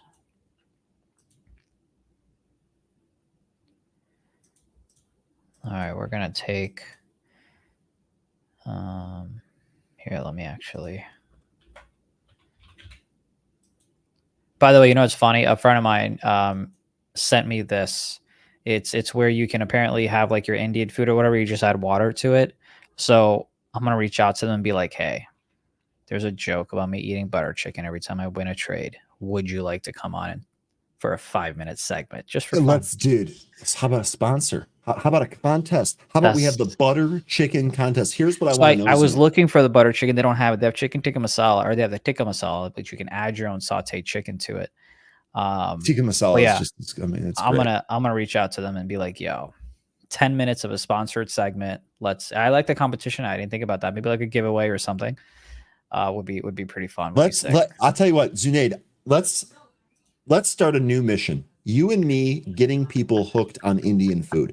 You and I both know it's the best. I agree. We both know I it's agree. the best. I'm gonna have some this weekend, hanging out with family and stuff. So it'll be nice. It's like, yeah, people barbecue. I eat Indian food. But yeah, Ryan thinking big, thinking it's everybody eats. Did. That's right. That's right. That's awesome. Let me go. That is absolutely awesome. All right, I'm gonna see if we can short. Yep, nope, wrong one. Thank you for the play on path. So that was UI path. I'm assuming UI path off a kind of a double bottom here. Even the algos will increase their position in Nvidia. I mean, you know what this market feels like, Nicholas? It feels like people are just selling anything that's not Nvidia to buy more Nvidia. That's what it feels like, honestly. If your stock is small and has no institutional coverage, oh my God, sell that thing as fast as you can and just be Nvidia. The site is called the Cumin Club, but don't buy it yet. Let me get them on, and then you can buy it so that I like the name. We look good. I like the name too, man. Cumin seeds. Yep. Yeah. It's gonna be a good weekend, Zunaid. I've decided. It is official.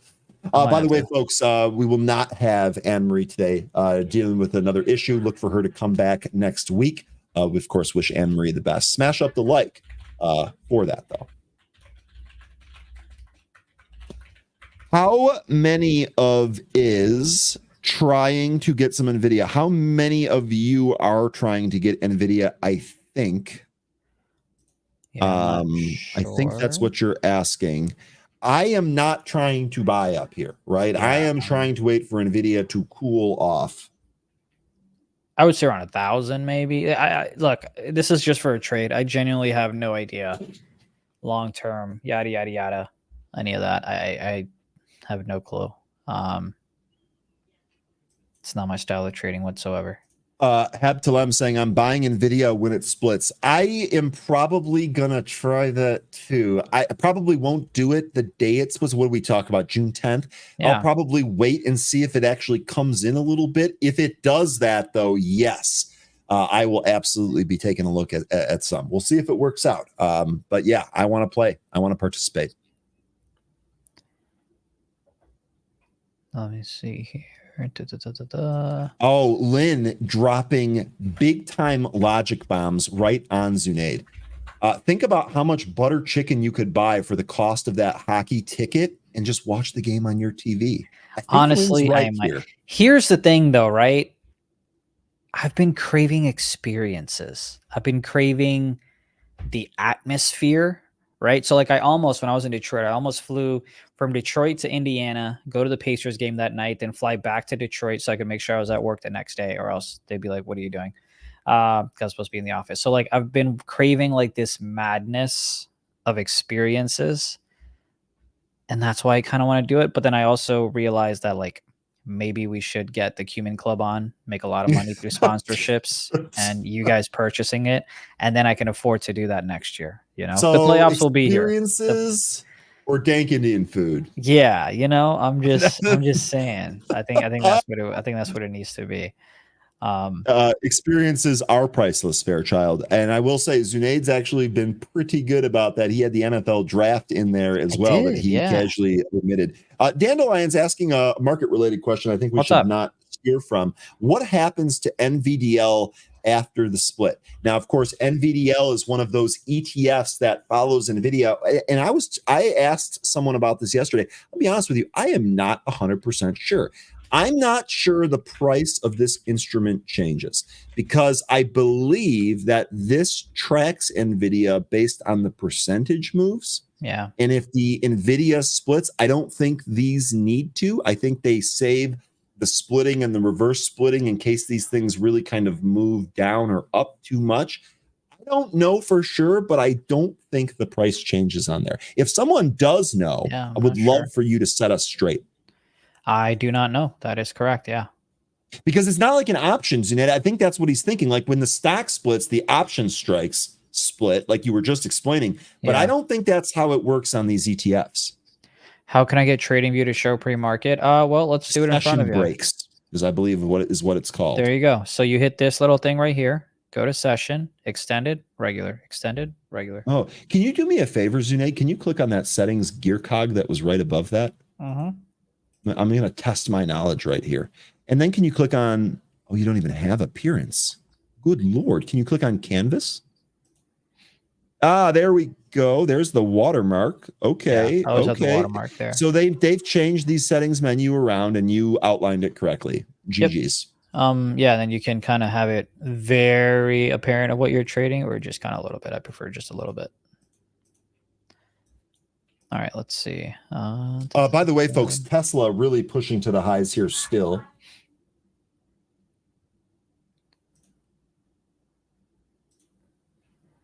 Let's see what we've got going on here. Did you kick it with Andrew, I assume, when you were in Detroit last time? No.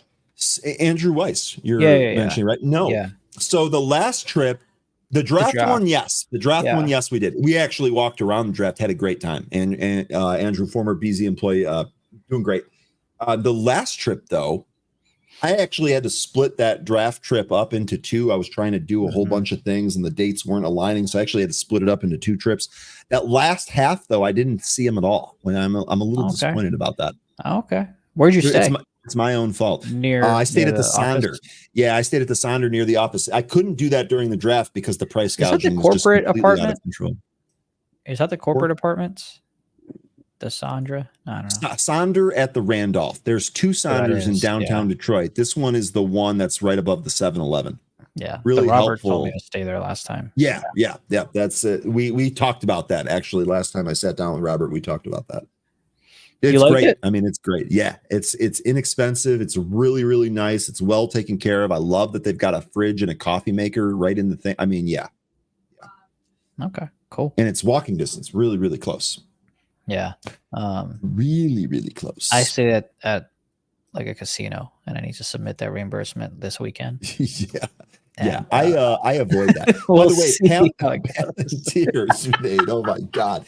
Well, okay, Palantir- hold on. To be fair, though, just because we're on record, to be fair, the prices were the exact same, and I took a screenshot just so I wouldn't get any shit from our CFO. But anyway, what were you saying?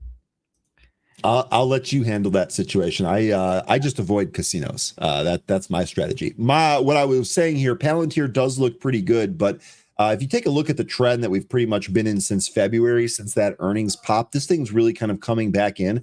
If you go to a regular chart there, I would like to pick this up around the 200-day, frankly. I've currently got that 200-day at 1922. We'll see if that comes up a little bit if this trades sideways here. But to me, if Palantir comes anywhere near its 200-day moving average, I am looking to scale in if it can hold that. Yeah, a lot of hype around this one, and especially long term. I mean, look, that $20 range is holding. So to me, if you're looking for this as a long term investment, as long as 20 holds, you're looking great. But obviously, if it does dip, you've got a gap to fill at approximately 1792. The CFO is listening. Well, you know, I mean, hey, trust me, yeah. It's funny. I've been told that I tell on myself too often, and I just did live in front of America. And Yeah, I actually have been telling people that I'm honest sometimes to a fault. I feel like honesty, whenever I come to a fork in the road, I think to myself, take the honest path. And then I walk down the honest path. And I think sometimes that ends up hurting me. Yeah. I'm still looking at who the marketing person is for the Cumin Club. Okay. Well, I'm not going to stop you from that because the idea of getting butter chicken sponsorship is about the coolest thing that I've heard today. So I can't even pronounce the CEO's name. Holy shit. You want to try it? I mean, you want to get yourself in trouble? No. I'm going to share it live. Okay. Well, let me see it. Let me at least take a look at it. There you go. All right, let me make this bigger so I can see it. My God. Okay, give me a sec. Okay, Kirab Hanadan Rajagopal. Rajagopal I can pronounce. Yes, Rajagopal. Kirab Hanadan. I think. I am probably butchering it, and I'll just go ahead and say I apologize, but I'm trying. At least I tried. Zunaid. Maybe we shouldn't do this if we're trying to get them on the show. I don't know, but it just saw it. And I'm trying to be as respectful as I can. I feel like I'm not making fun. Okay, it's okay. See you later, Lynn. Have a great long weekend. Yeah, take care of yourself, Lynn. Enjoy the hockey this weekend. It's like, well, can I just have that back? I can't believe I just did that. Yeah. ONMD breaking down, by the way. I think ONMD is probably done for the day here. Jonathan Cooper, I agree with you. All right, Zunaid, it's been fun. You're awesome. The haircut looks absolutely fantastic. Thank you. I appreciate it. But you have a great day, pal. Enjoy the golfing. Enjoy a great time. And we'll see you Tuesday. And you enjoy your weekend. Have a great show here. Take care, Zunaid. Will do. See ya. We'll go ahead and get things moving here in just a moment.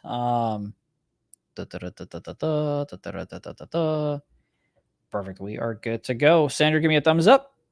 And I believe I've got it. Hello, how are you? I'm good. How are you doing? I'm doing great. Just trying to figure out what in the world I'm going to trade. Waiting on Nvidia to go ahead and pop above the 150 level. We've had a nice little morning here, but before we do that, though, we've got to do it. Here we go. Welcome to Options Trading Made Simple with Sandy. Welcome back, traders. This is Sandra with Trading Made Simple. I'm here to show you short-term proven strategies. People think trading is a one-size-fit-all market. It's not. We live trade and train daily. Let's talk trading. And I agree. It is a pretty cool intro. Again, shout out to Kanal that helps us with all of our intros out here. But yeah, I'm kind of waiting for that 150 pop. By the way, chat, we're going to do a Cumin little plug-in so I can send it to their PR team and be like, look, everyone's interested.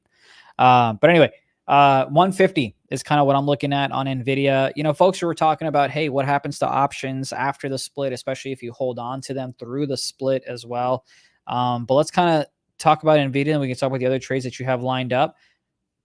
Are you kind of eyeing this one? Did you play it before the earnings at all? Like, what are your thoughts here? No, I didn't. I did not play Nvidia at all, but during the split, typically the broker will just make the appropriate calculations, and you'll have your remaining balance in your account. Yep. And I was under the impression that, like, if you had, say, for example, one option for Nvidia, it's a 10-to-1 split, you'll get 10 option contracts with the price of the strike divided by 10 as well, is my understanding of it.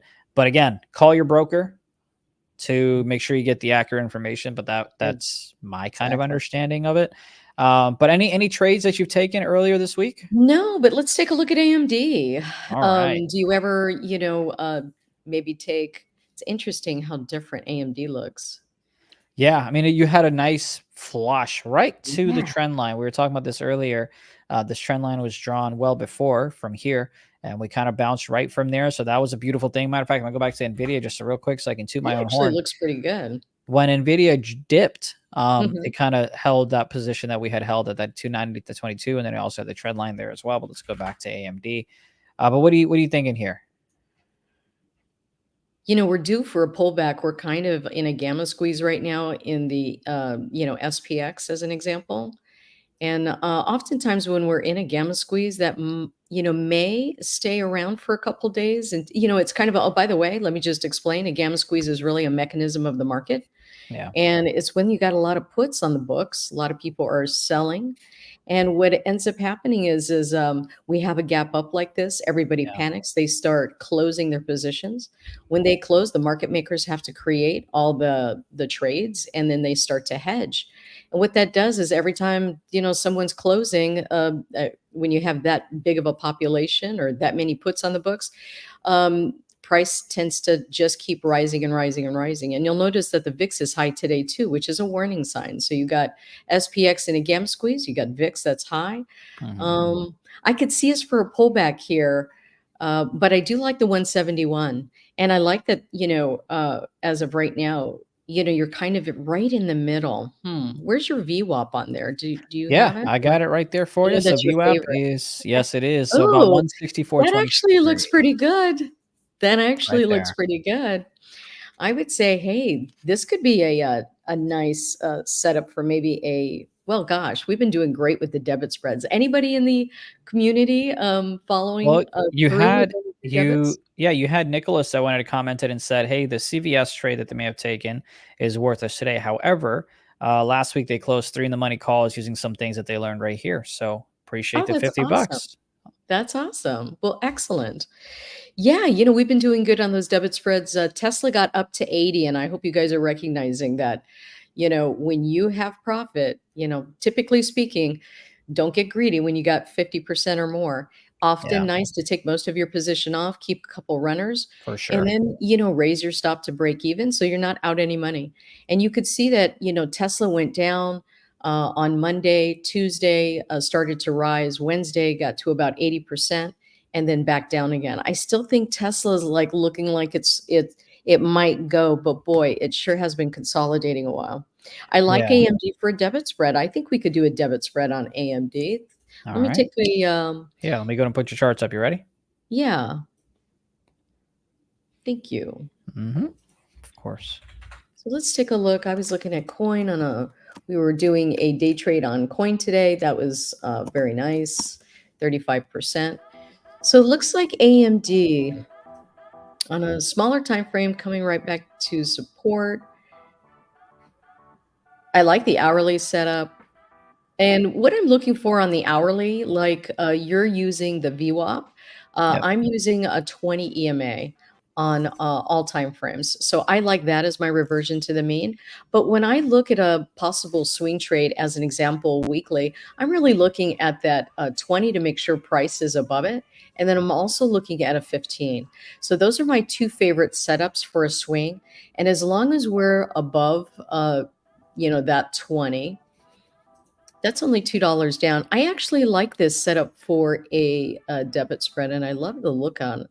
And by the way, this is something funny that might resonate with your Yeah. community here.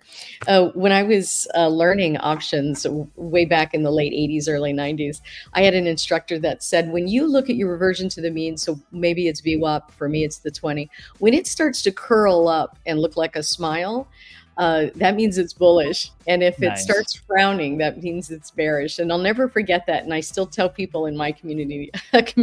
same thing. I So love it. I call it the I mean, TMS technical term. It's an easy way to kind of remember Yeah, it really which way, is. yeah, kind of how you should act upon it.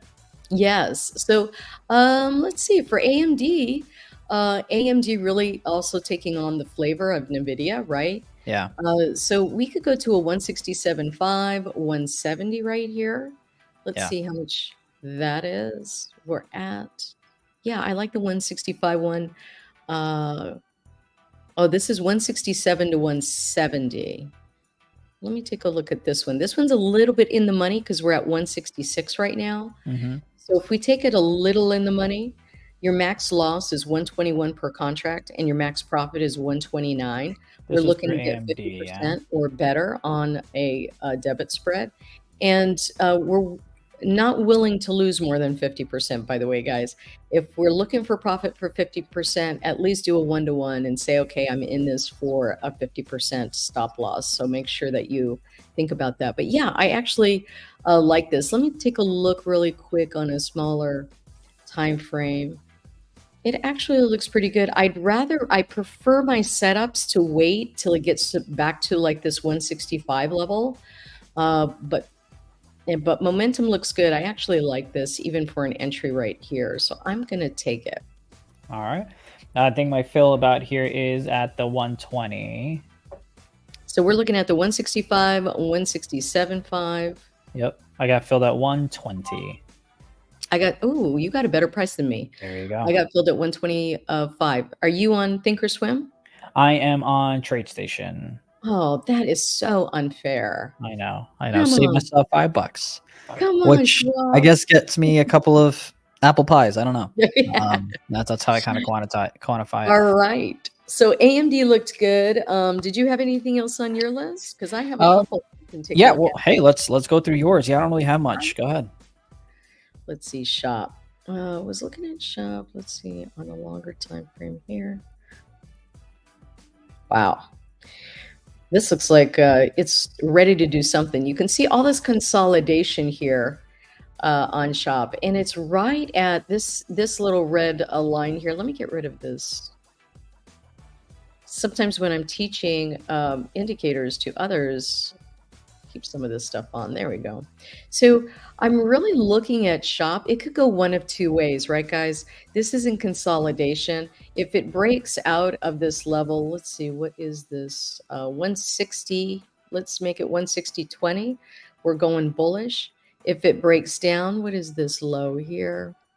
If it breaks below 56.96, and we're at 57, I don't like the momentum here. I'm almost thinking it might break down. Don't like this setup on this one, Yeah. but you could actually, right? You could actually automate this. This is like a perfect setup to automate, to say, hey, look, we could do this debit spread if it gets above 60.25, because we see the levels.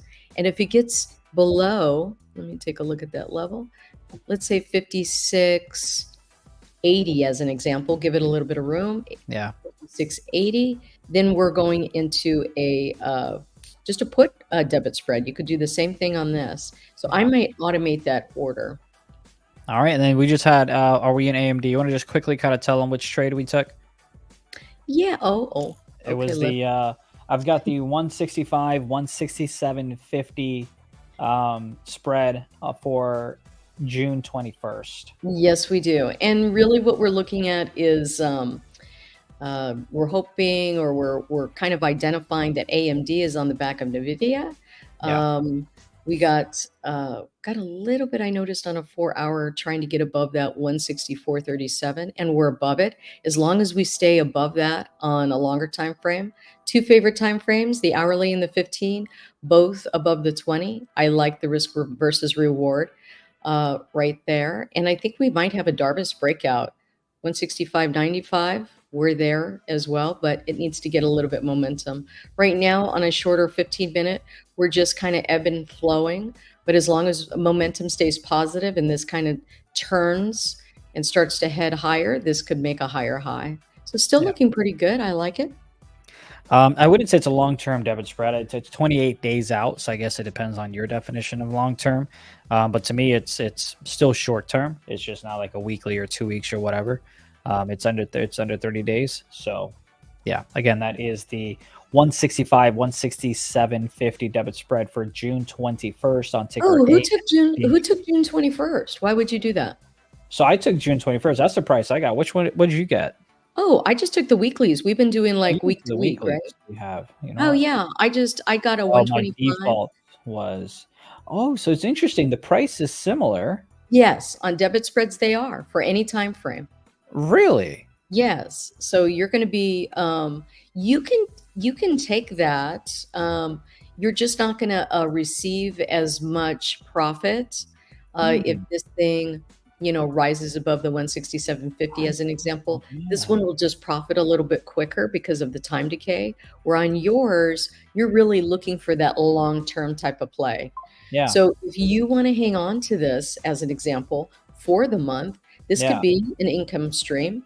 If you feel confident. It looks like mine just automatically was. Again, I wasn't properly paying attention, I guess, on my chart here, because typically I have it on the weekly, but for some reason it defaulted back. So to answer your question, Sandra has taken the weekly 165, 167.50. I went ahead and took the June 21st, but realistically, I might swap to the weekly because I like to live life on the edge.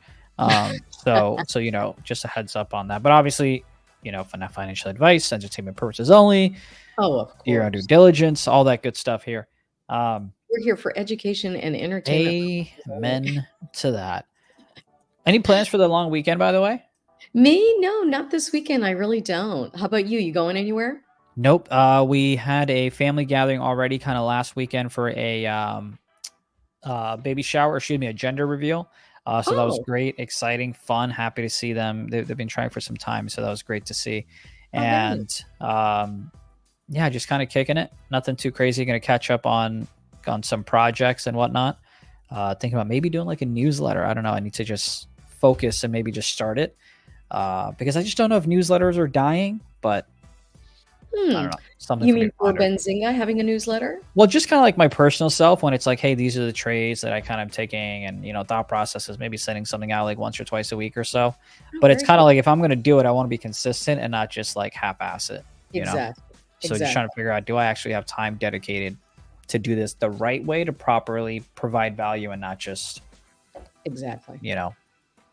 Yes. I hear you.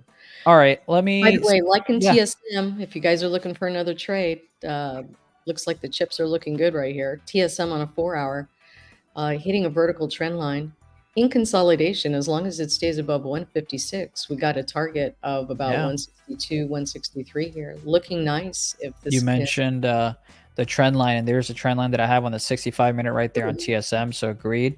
Nice little uptrend. Obviously, it's been on an uptrend for quite some time now, going back all the way to April 22nd, so almost 2 months worth of it.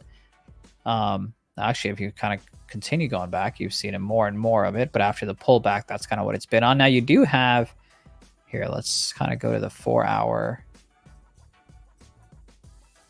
You did make all-time highs, I believe, and so now you've got 162. We'll call it 163 or so. To kind of get it above that. Yeah, that should be all-time highs there. But what trade idea are you thinking there on TSM? Oh, you could do a debit spread. Those have been working out really well, only because we've had a lot of we've had some volatility recently, and we can probably expect some more of that. So especially when the warning flags on volatility, you can identify when you have the VIX high and you have the market grinding up. This should be a warning flag too. So you really want to try to take some trades that can handle some of that volatility, and that would be anything that has basically a spread. So you're looking at butterflies, you're looking at debit spreads, credit spreads, those types of trades. Let's see here. It looks like some people. Hey Sandra, I'm new to.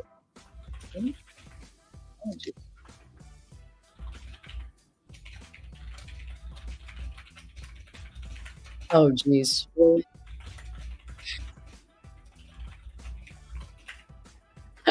Sorry about that, guys. You're good. I don't. That was from Discord. No, I'm looking at my phone, going, "Wait a minute, who's talking to me here?" Okay. Hey, Sandra, I'm new to listening. This section. I'm in Pan W. Let's take a look at that. Pan W. Pan W, June 14th, 3:30 calls. What's your entry? I like your price point, Christopher. Like, how much did you pay per contract? But yeah, let's go ahead and review that. I like it. Have you been in this trade for a while? I'm really showing that we've been in consolidation. You're just basically having a breakout here. 318 looking like that was a nice entry if that's where you got in thereabouts. 315, 49 would be a nice stop loss. Using ATR values, by the way, guys, for profit targets as well as your stop loss. Always a good indicator. And you can see that the stop loss is really kind of near this 20. So if it drops below that on a 1 hour or on a 15, I would be concerned. We are kind of far away, though, from our mean, but we do have support, and which is right near our 20 EMA. So that's around a 315.55 level. So you could utilize that as well for your stop. And this is actually looking pretty good. June 14th, so the 3:30 calls said they got in at 4. Well, I'm seeing June 14th, 3:30 calls at about 6 already. So you're kind of up 50% then, Christopher. So you're looking pretty. It depends on how many contracts you have. You may want to think about scaling out a bit.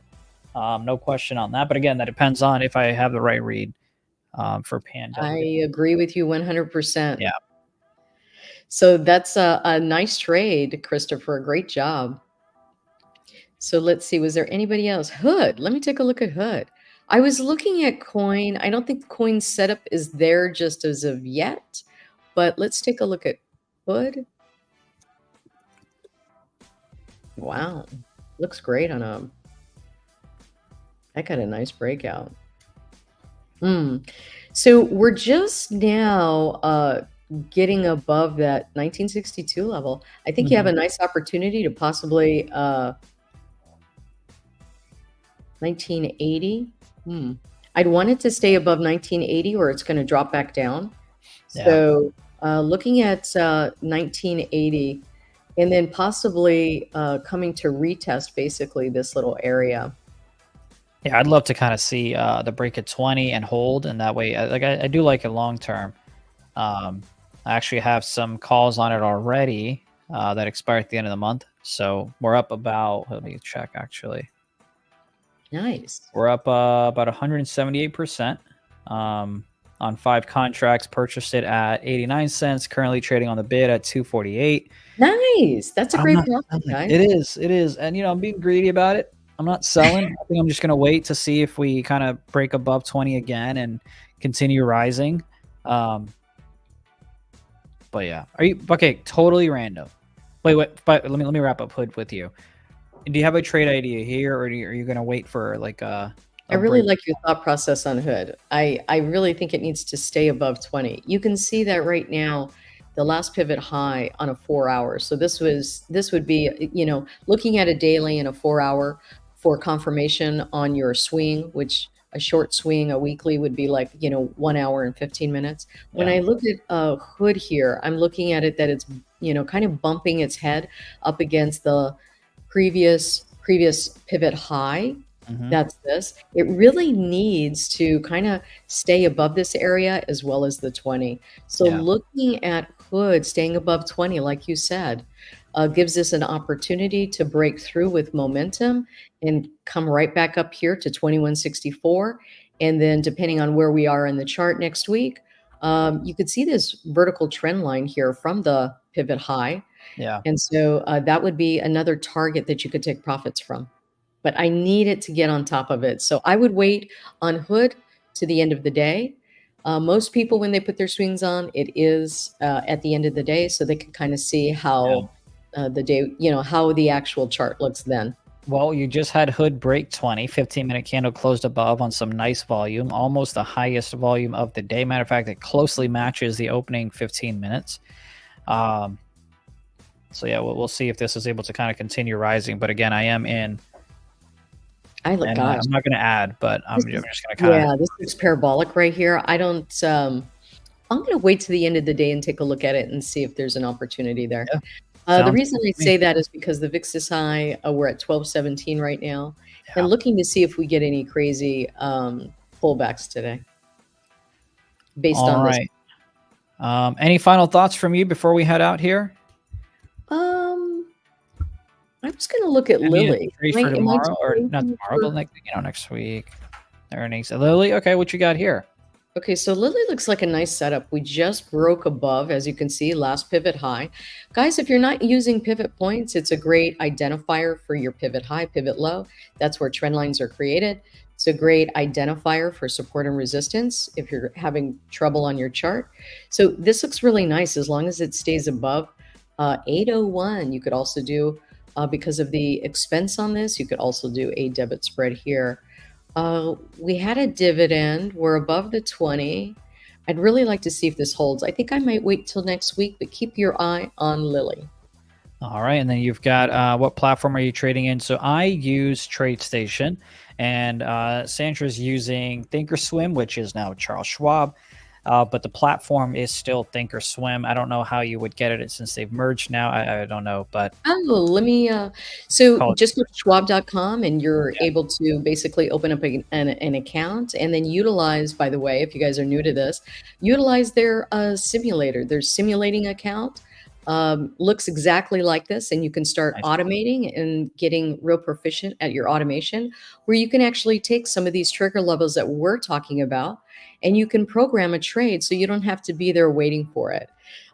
So this is like real important. In fact, I just created a quick course on it, Cool. on automation with Schwab. So if you're interested, tradingmadesimple.org, and contact me for it. Awesome. And go ahead and drop your Twitter handle for the folks as well, so they can reach out to you, follow you there for all your great ideas. It's options_Sandy. And that's at X. Perfect. All right, and I've got it on the chat as well. Sandy, thank you so much. I appreciate it. I know we had a little weird timing today because the previous show had to be cut short, but I appreciate the insights. We are in the AMD trade, and I look forward to catching up again next week. And have a safe Memorial Day weekend. Thank you. Thanks, guys. Absolutely. See you, chat, next time.